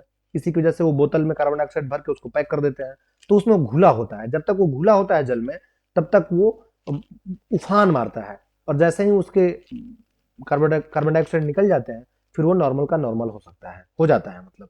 अब है कि वस्तुएं जल में तैर अथवा डूब सकती हैं। हाँ, कुछ वस्तुएं जल में तैर भी सकती हैं, कुछ वस्तुएं जल में डूब भी सकती हैं। अब आपको अपने मन में 5 ऐसे पदार्थों के बारे में सोच लेना है जो जल में तैर जाते हो, 5 ऐसे पदार्थों के बारे में सोचना है जो जल में डूब जाते हो। और ये चैप्टर वही कह रहा है कि उसको आपको एक लिस्ट बनानी पड़ेगी कि आप उसको जो तैर रहे हैं जल में और जो डूब जा रहे हैं। अब अगला है पारदर्शिता, कि वो ट्रांसपेरेंट है या नहीं है। तो पारदर्शी वो होता है जिसमें हम किसी वस्तु को आर पार देख सकते हैं, वो पारदर्शी होता है। और अपारदर्शी कौन होता है? जब हम किसी वस्तु से आर पार नहीं देख पाते हैं, उसमें अपारदर्शी कहते हैं। लेकिन इन दोनों के बीच की एक स्थिति होती है जिसमें हम पूरे पारदर्शी नहीं होते हैं और वो अपारदर्शी नहीं होता है, उसे हम पारभासी बोलते हैं। पारभासी का मतलब होता है कि आंशिक रूप से दिखाई दे। जैसे अगर हम किसी कागज पे अगर हम तेल लगा देते हैं या पानी लगा देते हैं, तो उसके आर पार वस्तुएं नहीं दिखती हैं, वो पारभासी हो जाती हैं। लेकिन अगर हम किसी प्लास्टिक से देखेंगे, जैसे ये आप ये डब्बा देख रहे होंगे, ये सारे डब्बा ट्रांसपेरेंट है, मतलब पारदर्शी है, इसके अंदर की चीजें बहुत स्पष्ट रूप से दिखाई दे रही हैं। लेकिन वहीं अगर ये लोहे का होता या अगर लकड़ी का होता तो इसे आर पार नहीं दिखाई देता। एक और परीक्षण करिए। परीक्षण ये है कि जैसे कोई बल्ब है, बल्ब में प्रकाश आ रहा है, तो आपको क्या करना है कि एक पेपर लेना है और पेपर को पे तेल लगा करके इसको चारों तरफ से कवर कर देना है। तो आप देखेंगे कि कुछ प्रकाश इसको छेद के बाहर आ रहा है। लेकिन वहीं यहाँ पे अगर आप गत्ता लगाते हैं, अगर आप लोहा लगाते हैं, तो वो नहीं आएगा। तो ये जो छेद करके बाहर आ रहा है वही चीज पारभासी कहलाता है। मतलब उसमें से कुछ चीज बाहर आएंगे, पूरे के पूरे नहीं आएंगे, तो कुछ बाहर आएंगे। तो कह रहे अतः हम पदार्थों को अपारदर्शी, पारदर्शी तथा पारभासी के रूप में बांट सकते हैं। पदार्थ कितने तरह के निकले इधर? 3, पारदर्शी, अपारदर्शी और पारभासी। अब देखते हैं थोड़ा सा और आगे। अब ये एक प्रयोग करने के लिए बता रहा है। प्रयोग ये है कि टॉर्च जलाना है, टॉर्च के ऊपर से आपको हथेली रखनी है, ये हथेली रखा हुआ है, तो आप देखेंगे कि पूरा लाल लाल दिखाई देगा।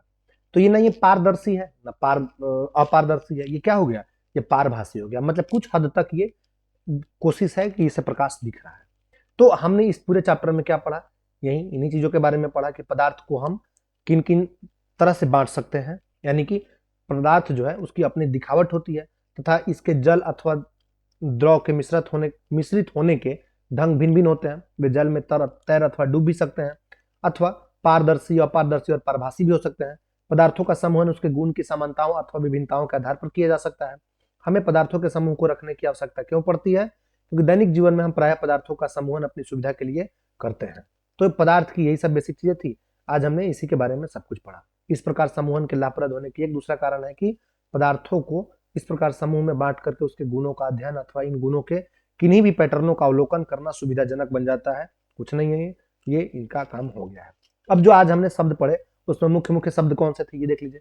कठोर शब्द थे, अविले थे जिसमें हम घुल नहीं पा रहे हैं, धुतिमय यानी चमकीला है, पदार्थ है, धातु है, अपारदर्शी है, रुक्ष यानी खुरदरा है, विलेय है, पारभासी है और पारदर्शी है।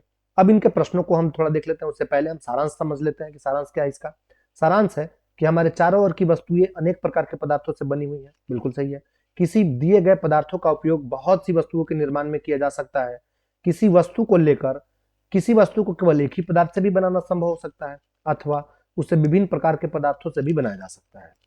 अगला है कि विभिन्न प्रकार के पदार्थों के गुण भिन्न भिन्न होते हैं। एक पदार्थ अलग गुण का हो सकता है, दूसरा पदार्थ, मतलब दुनिया में जितने चीजें दिख रही है ना सब पदार्थ है। हम आगे पढ़ेंगे पदार्थ के प्रकार। कुछ पदार्थ दिखावट में चमकदार होते हैं जबकि अन्य नहीं होते हैं। कुछ खुरदरे होते हैं तो कुछ अन्य चिकने होते हैं। इसी प्रकार कुछ पदार्थ स्पर्श करने पर कठोर लगते हैं तो कुछ अन्य कोमल लगते हैं। कुछ पदार्थ जल में विलेय होते हैं जबकि कुछ अन्य अविलेय होते हैं। जरूरी थोड़ी ना कि सारे पदार्थ पानी में घुल ही जाए, नहीं घुलेंगे तो भी पदार्थ है वो। कुछ पदार्थ जैसे कांच पारदर्शी होते हैं तथा कुछ अन्य जैसे लकड़ी अथवा धातु अपारदर्शी होती है, जबकि कुछ पदार्थ क्या होते हैं? पारभासी होते हैं। पदार्थों के उसके गुणों की समानताओं तथा विभिन्नताओं के आधार पर समूह में बांटा जा सकता है। वस्तुओं को सुविधा अथवा उसके गुणों के अध्ययन के लिए एक साथ समूहित किया जाता है। अब आइए इसके कुछ अभ्यास प्रश्न है, हम इन अभ्यास प्रश्नों को देख लेते हैं। कि लकड़ी से बनाई जा सकने वाली 5 वस्तुओं का नाम लिखिए। तो 5 वस्तु कौन कौन से हो सकते हैं आप जरा सोचिए। कुर्सी, टेबल, गेट, दरवाजा, पलंग, अलमारी, सब हो सकते हैं लकड़ी से। निम्नलिखित में से चमकदार पदार्थों का चयन कीजिए।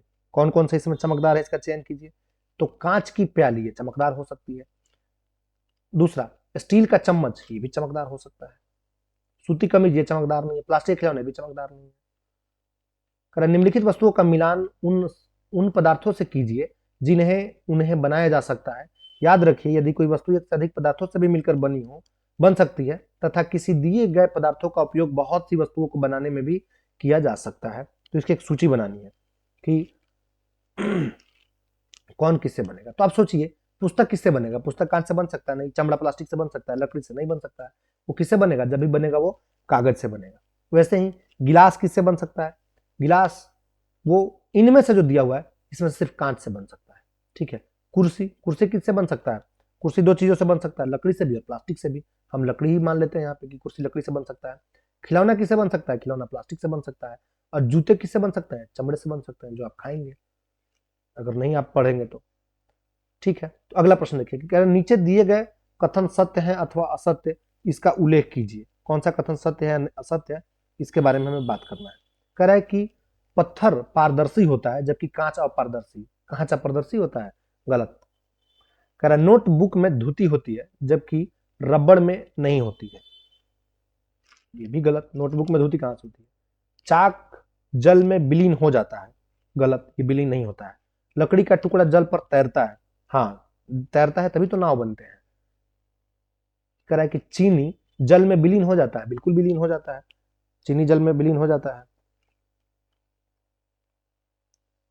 चीनी जल में, हाँ। कह रहा तेल जल के साथ मिश्रणीय है, आप सोच के देखिए, मिश्रणीय है? नहीं, बिल्कुल नहीं है।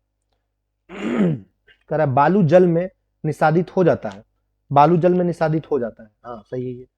अगला कि सिलिका जल में विलीन हो जाता है, हो जाता है, हाँ हो जाता है विलीन, ये भी सही है। कह रहा है कि नीचे कुछ वस्तुओं पदार्थों के नाम दिए गए हैं और उनको समूहित करना है, आइए ये भी करके देख लेते हैं। कह रहा है बताइए इसमें गोल आकृति और अनाकृति कौन सी है? तो गोल आकृति कौन कौन सा है इसमें, सोचिए जरा सा। गोल कौन कौन सा हो सकता है? बास्केटबॉल हो सकता है गेंद गोला, हाँ। संतरा गोला हो सकता है, हाँ हो सकता है। ग्लोब गोल हो सकता है, बिल्कुल, ग्लोब तो गोल ही होता है। और क्या? सेव, ये गोल हो सकता है। कह रहा है खाद्य और अखाद्य इसमें बांटना है, खाद्य और अखाद्य में, अन्य आकृतियों में बाकी सब बच जाएगा। और खाद्य और अखाद्य में कौन कौन सा है वो देख लीजिए। जल खाने की चीज है, संतरा खाने की चीज है, चीनी खाने की चीज है, सेव खाने की चीज है, तो ये खाद्य पदार्थ है। अखाद्य जो बच गया वो अखाद्य है। अगला प्रश्न है कि जल में तैरने वाले जिन वस्तुओं को आप जानते हैं उनकी सूची बनाइए। जांच कीजिए और देखिए कि क्या वे तेल अथवा मिट्टी के तेल पर भी तैरती हैं। जल में जो तैरते हैं उनकी एक सूची बनाना है। तो जल में तैरने वाली वस्तुएं कौन कौन सी है? नाव है, नाव जल में तैरेंगी। सूखी लकड़ी है, ये जल में तैरती है, यही है। और ये मिट्टी में भी मेरे ख्याल से तैरते ही होंगे, मैंने चेक नहीं किया, आप करके बताइएगा कमेंट बॉक्स में। कह रहा है निम्नलिखित समूह में मेल न खाने वाला ज्ञात कीजिए। कौन मेल नहीं खा रहा है? कौन मेल नहीं खा रहा है आप देख लीजिए इसमें। कुर्सी, पलंग, मेज, अलमारी, ये सब लकड़ी के बने हैं, बच्चा लकड़ी का नहीं बना हुआ है। गुलाब, चमेली, गेंदा, कमल, ये चारों फूल है, नाव इसमें फूल नहीं है। एल्यूमिनियम, आयरन, तांबा, चांदी, रेत इसमें मेटल नहीं है। और चीनी, नमक, चीनी, नमक और कॉपर सल्फेट, ये तीनों एक जैसा, रेत एक जैसा नहीं है। ये कुछ क्रियाकलाप है जो आप करें तो कर सकते हैं। तो आइए अब अगले चैप्टर को देखते हैं। आइए तीसरा चैप्टर है पदार्थों का पृथक्करण, पृथक, इसके बारे में पढ़ लेते हैं। देखिए बहुत सारे पदार्थ एक साथ मिले होते हैं, जैसे आपने कभी गौर किया होगा तो आपने देखा होगा कि चाय, चीनी, चाय पत्ती को जब हम मिला देते हैं तब क्या उसमें से अलग हम कर पाते हैं? उसको नहीं कर पाते हैं, वो एक बहुत मुश्किल और कठिन काम होता है। जैसे दूध या दही को जब हम मथते हैं, मंथन करते हैं, तब उसमें से मक्खन निकलता है और वो मक्खन पहले उसमें मिला होता है, तो क्या हम उसको पृथक कर पाते हैं? हाँ, बहुत सारे पदार्थों को हम कर पाते हैं और बहुत सारे पदार्थों को हम नहीं कर पाते हैं। अब वो बहुत सारे पदार्थ कौन कौन से हो सकते हैं वो आप देख लीजिएगा एक बार। फसल कटाई के बाद अनाज को भूसे से पृथक करते हैं, मक्खन को पृथक करने के लिए दूध और दही का मंथन करते हैं, रेसे से बीजों को पृथक करने के लिए हम कपास को उड़ते हैं।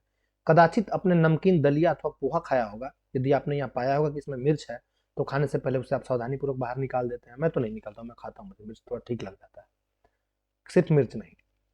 बहरहाल, तो ये सारा का सारा जो चीज है ना वो पृथक करने की बात है। अब है कि हम पदार्थों को पृथक क्यों करते हैं, पृथक्करण का प्रक्रम क्या है? जैसे चावल से पत्थर को पृथक करना है, आपने देखा होगा कि उसमें कंकड़ होते हैं, तो उसका मुख्य उद्देश्य क्या है? उद्देश्य जिसके लिए हम पृथक करते हैं उसका उद्देश्य ये है कि दो भिन्न भिन्न परंतु उपयोगी पदार्थों को अलग कर देना है। पृथकृत अवयव को हम क्या करते हैं? हम उसे ठोस अवयव में लाकर फेंक देते हैं। क्या करेंगे उसको? जैसे मक्खन प्राप्त करने के लिए दूध का मंथन करते हैं, तो क्या है उसमें? उसमें है कि अनुपयोगी अवयवों को हम दूर कर देते हैं और अशुद्धियों को हम फेंक देते हैं। चाय की पत्तियां पृथक करते हैं, उसमें क्या है? हानिकारक पदार्थ अवयवों अथवा अशुद्धियों को दूर करते हैं और हम दोनों अवयवों को उपयोग कर लेते हैं। तो इस तरह से हम जब पृथक करते हैं किसी भी चीज का, तो उसका एक प्रोसेस है। बहुत सारी चीजों को हम मशीन से पृथक करते हैं, बहुत सारी चीजों को हम हाथ से पृथक कर लेते हैं। जैसे मान लीजिए कि चावल तथा दाल में कुछ बड़े मिट्टी के कण अथवा पत्थर या भूसे के पृथक करना है, तो उसको क्या करेंगे?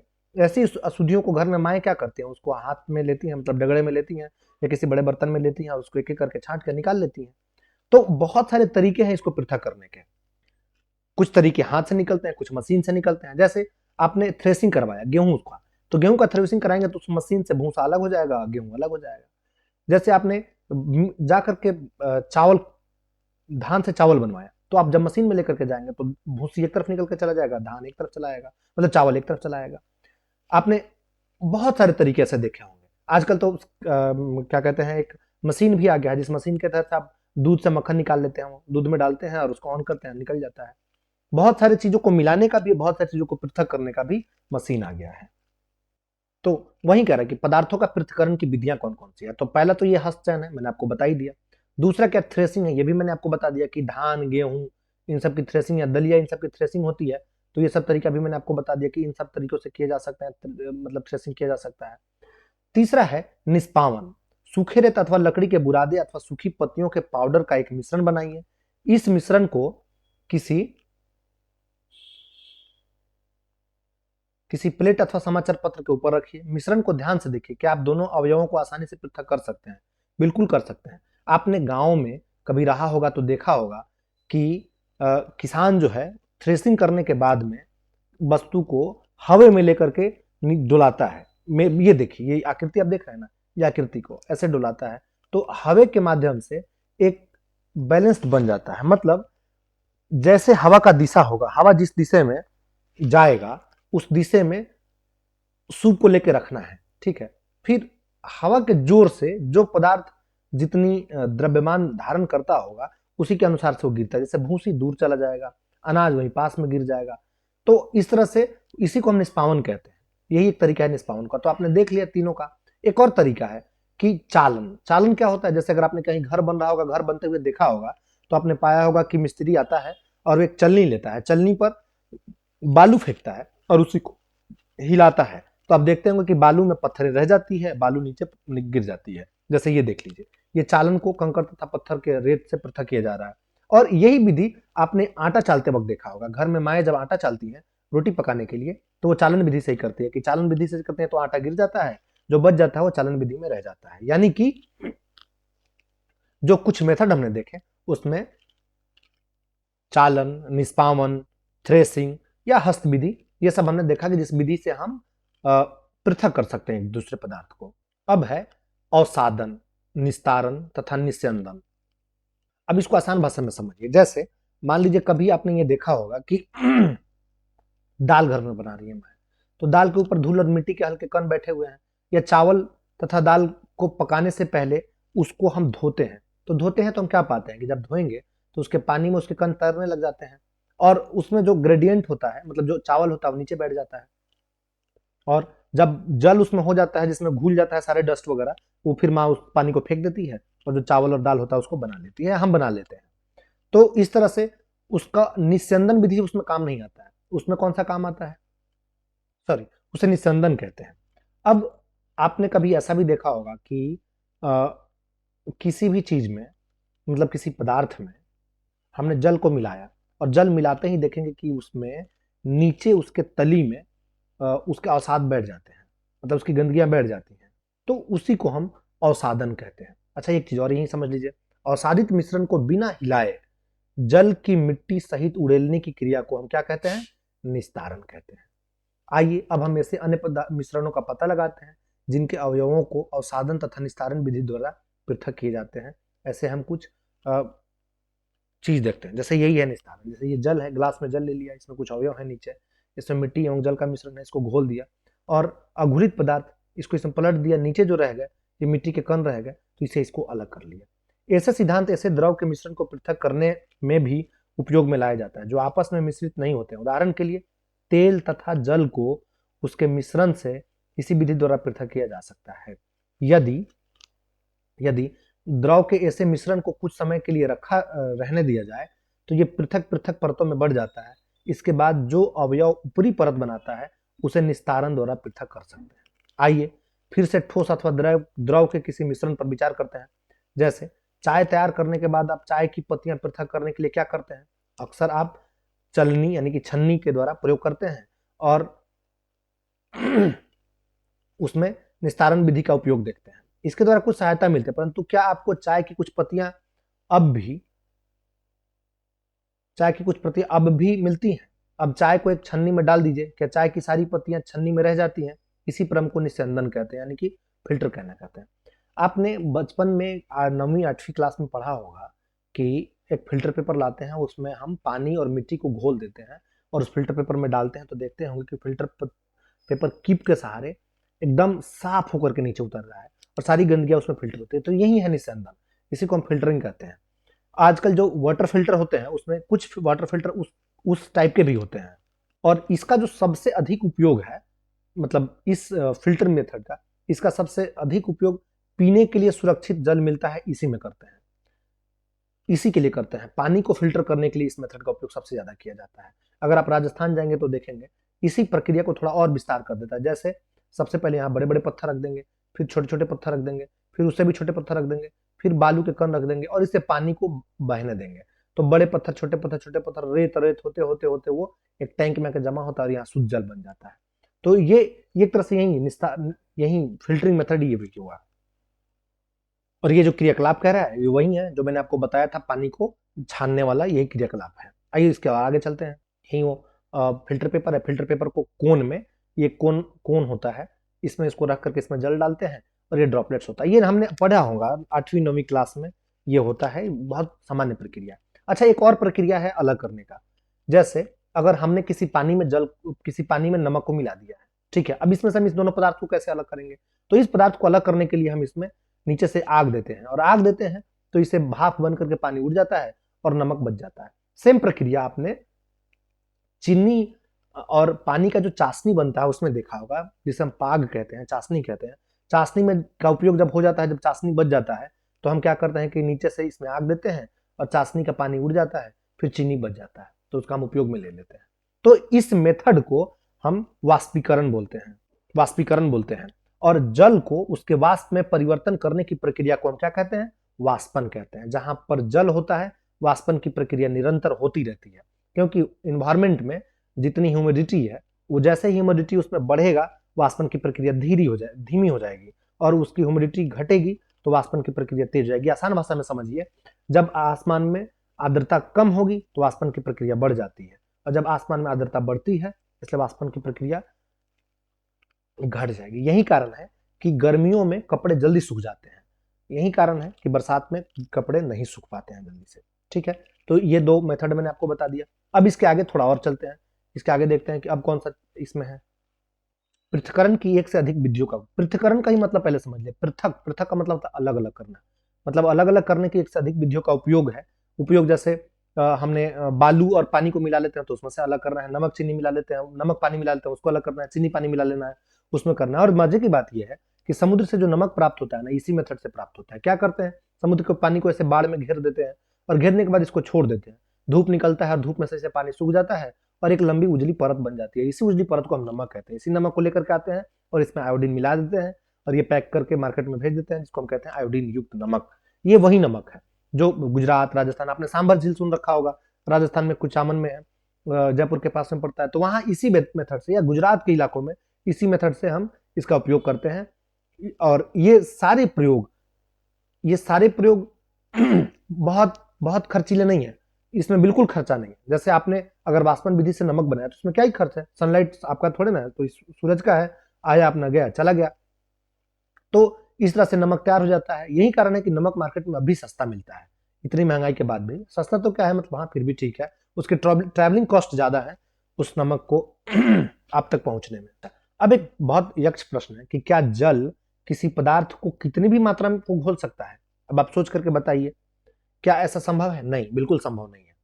आप एक प्रयोग करिए, और एक प्रयोग के तौर पर यह करिए कि आप एक बर्तन लीजिए, ग्लास लीजिए, उसमें पानी रखिए और उसमें नमक घोलते जाइए। नमक घोलते घोलते घोलते घोलते एक समय आप ऐसा पाएंगे कि जब नमक उसमें नहीं घुलेगा, जब नमक उसमें नहीं घुलेगा तब उसी विलयन को हम कहते हैं संतृप्त विलयन। ठीक है, उसी विलयन को क्या कहते हैं? संतृप्त विलयन। यहां एक संकेत है जो यह बताता है कि उस समय संभवतः यह गलत हुआ जब पहले रेत ने अधिक मात्रा में मिले नमक की पुनः प्राप्ति का प्रयास किया था। कदाचित नमक की मात्रा संतृप्त विलयन बनाने के लिए आवश्यक मात्रा से बहुत अधिक थी। कुल मिलाकर के बात इतनी है कि अगर आप किसी भी बर्तन में किसी भी चीज को घोलेंगे तो घोलने की एक सीमा होगी, और एक सीमा के बाद में वो जवाब दे देगा, उस सीमा के बाद उसमें नहीं घुलेगा। जब वो नहीं घुलेगा ना, तब उस विलयन को हम क्या कहेंगे? संतृप्त विलयन कहते हैं। आइए, प्रयोग तो क्या ही करेंगे, थोड़ा सा और आगे बढ़ते हैं। और एक सारणी है, सारणी में हम देखते हैं कि जल में घुलने वाले पदार्थ की मात्रा कितनी हो सकती है। जैसे नमक, चीनी, दोनों पदार्थों का है, ये दोनों का प्रयोग करके करना है, इसमें कुछ ऐसा कुछ है नहीं। आइए जो मुख्य शब्द हमने आज पढ़ा उन शब्दों पे चर्चा कर लेते हैं। मंथन, संघनन, निस्तारण, वाष्पन, निस्यंदन, हस्तचयन, संतृप्त विलयन, अवसादन, चालन, विलयन, थ्रेसिंग और निष्पावन, इन मुख्य शब्दों को पढ़ा है अभी। जैसे निष्पावन क्या है? निष्पावन वही मैंने बताया ना कि जब हवा में हम किसी चीज को लेकर के मतलब गिराते हैं तो वायु के झोंके से वो पदार्थ अपने आप अलग बढ़ जाता है, वही निष्पावन है। जैसे गांव में ओसौनी कहते हैं ना, वही ओसौनी है एक तरह से निष्पावन। ठीक है। थ्रेसिंग, थ्रेसिंग मशीन से होता है, उसको थ्रेसिंग करते हैं। आपने देखा होगा गेहूं की थ्रेसिंग की जाती है या अलग अलग फसलों की थ्रेसिंग की जाती है। बहरहाल अब इनके प्रश्नों को हम एक बार देख लेते हैं, पहले उससे सारांश को पढ़ लेते हैं फिर प्रश्नों पर उतरेंगे। कि हस्तचयन, निष्पावन, चालन, अवसारण, अवसादन, निस्तारण या निस्पंदन मिश्रणों को उसके अवयवों से पृथक करने की विधियां हैं। अनाज से भूसा और पत्थर को हस्तचयन द्वारा पृथक किया जा सकता है। भूसा अनाज के बारी बीजों से निष्पावन विधि द्वारा पृथक किया जा सकता है। किसी मिश्रण के कणों की अमाप में अंतर का उपयोग चालन तथा निस्यंदन प्रक्रिया द्वारा पृथक्करण में किया जाता है।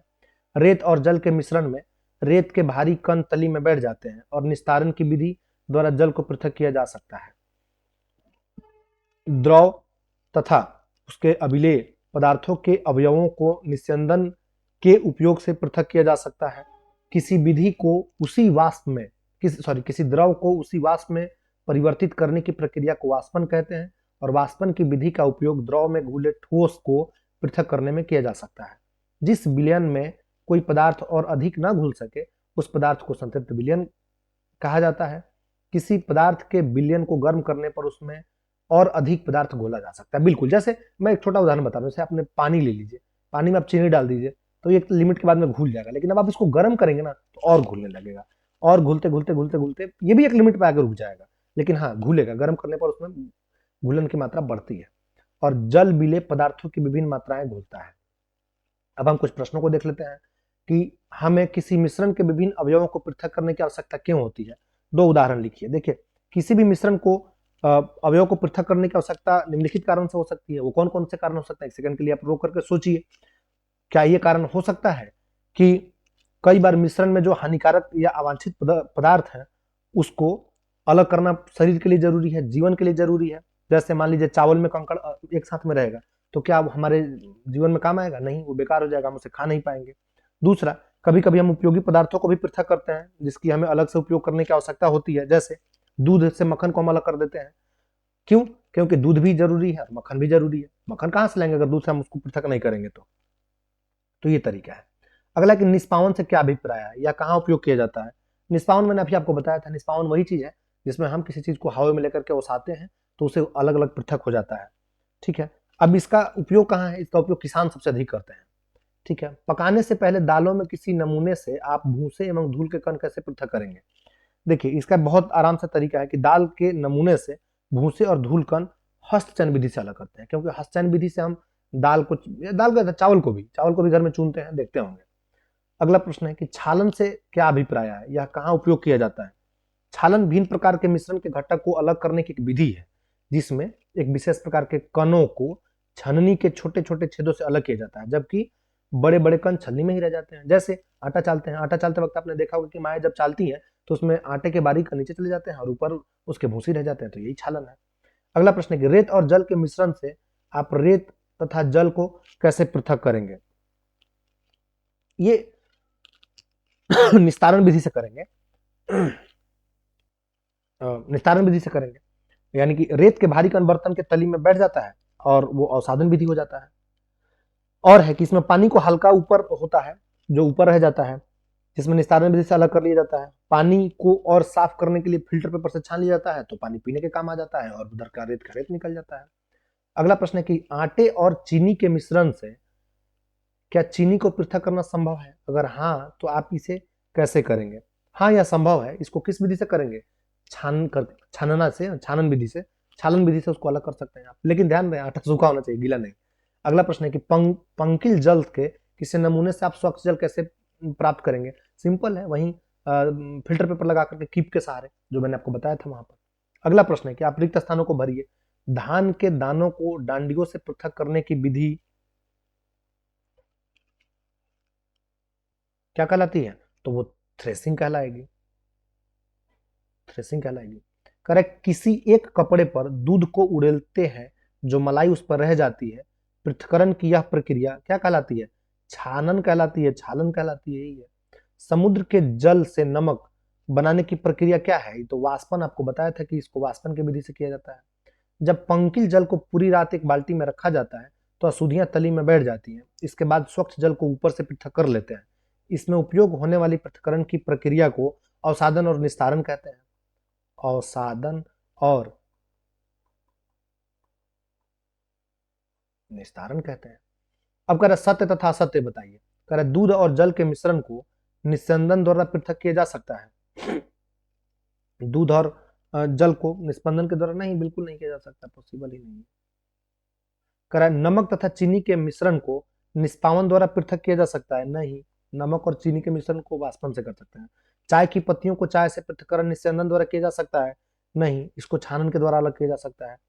अलग है कि अनाज और भूसे का पृथक्करण निस्तारण प्रक्रम द्वारा किया जा सकता है, नहीं, इसको भी नहीं किया जा सकता है। अब है कि जल में चीनी तथा नींबू का रस मिलाकर के शिकंजी बनाई गई है। आप बर्फ डालकर के इसका ठंडा करना चाहते हैं, इसके लिए शिकंजी में बर्फ चीनी घोलने से पहले डालेंगे या बाद में डालेंगे? किस प्रकार से अधिक चीनी घोलना संभव होगा?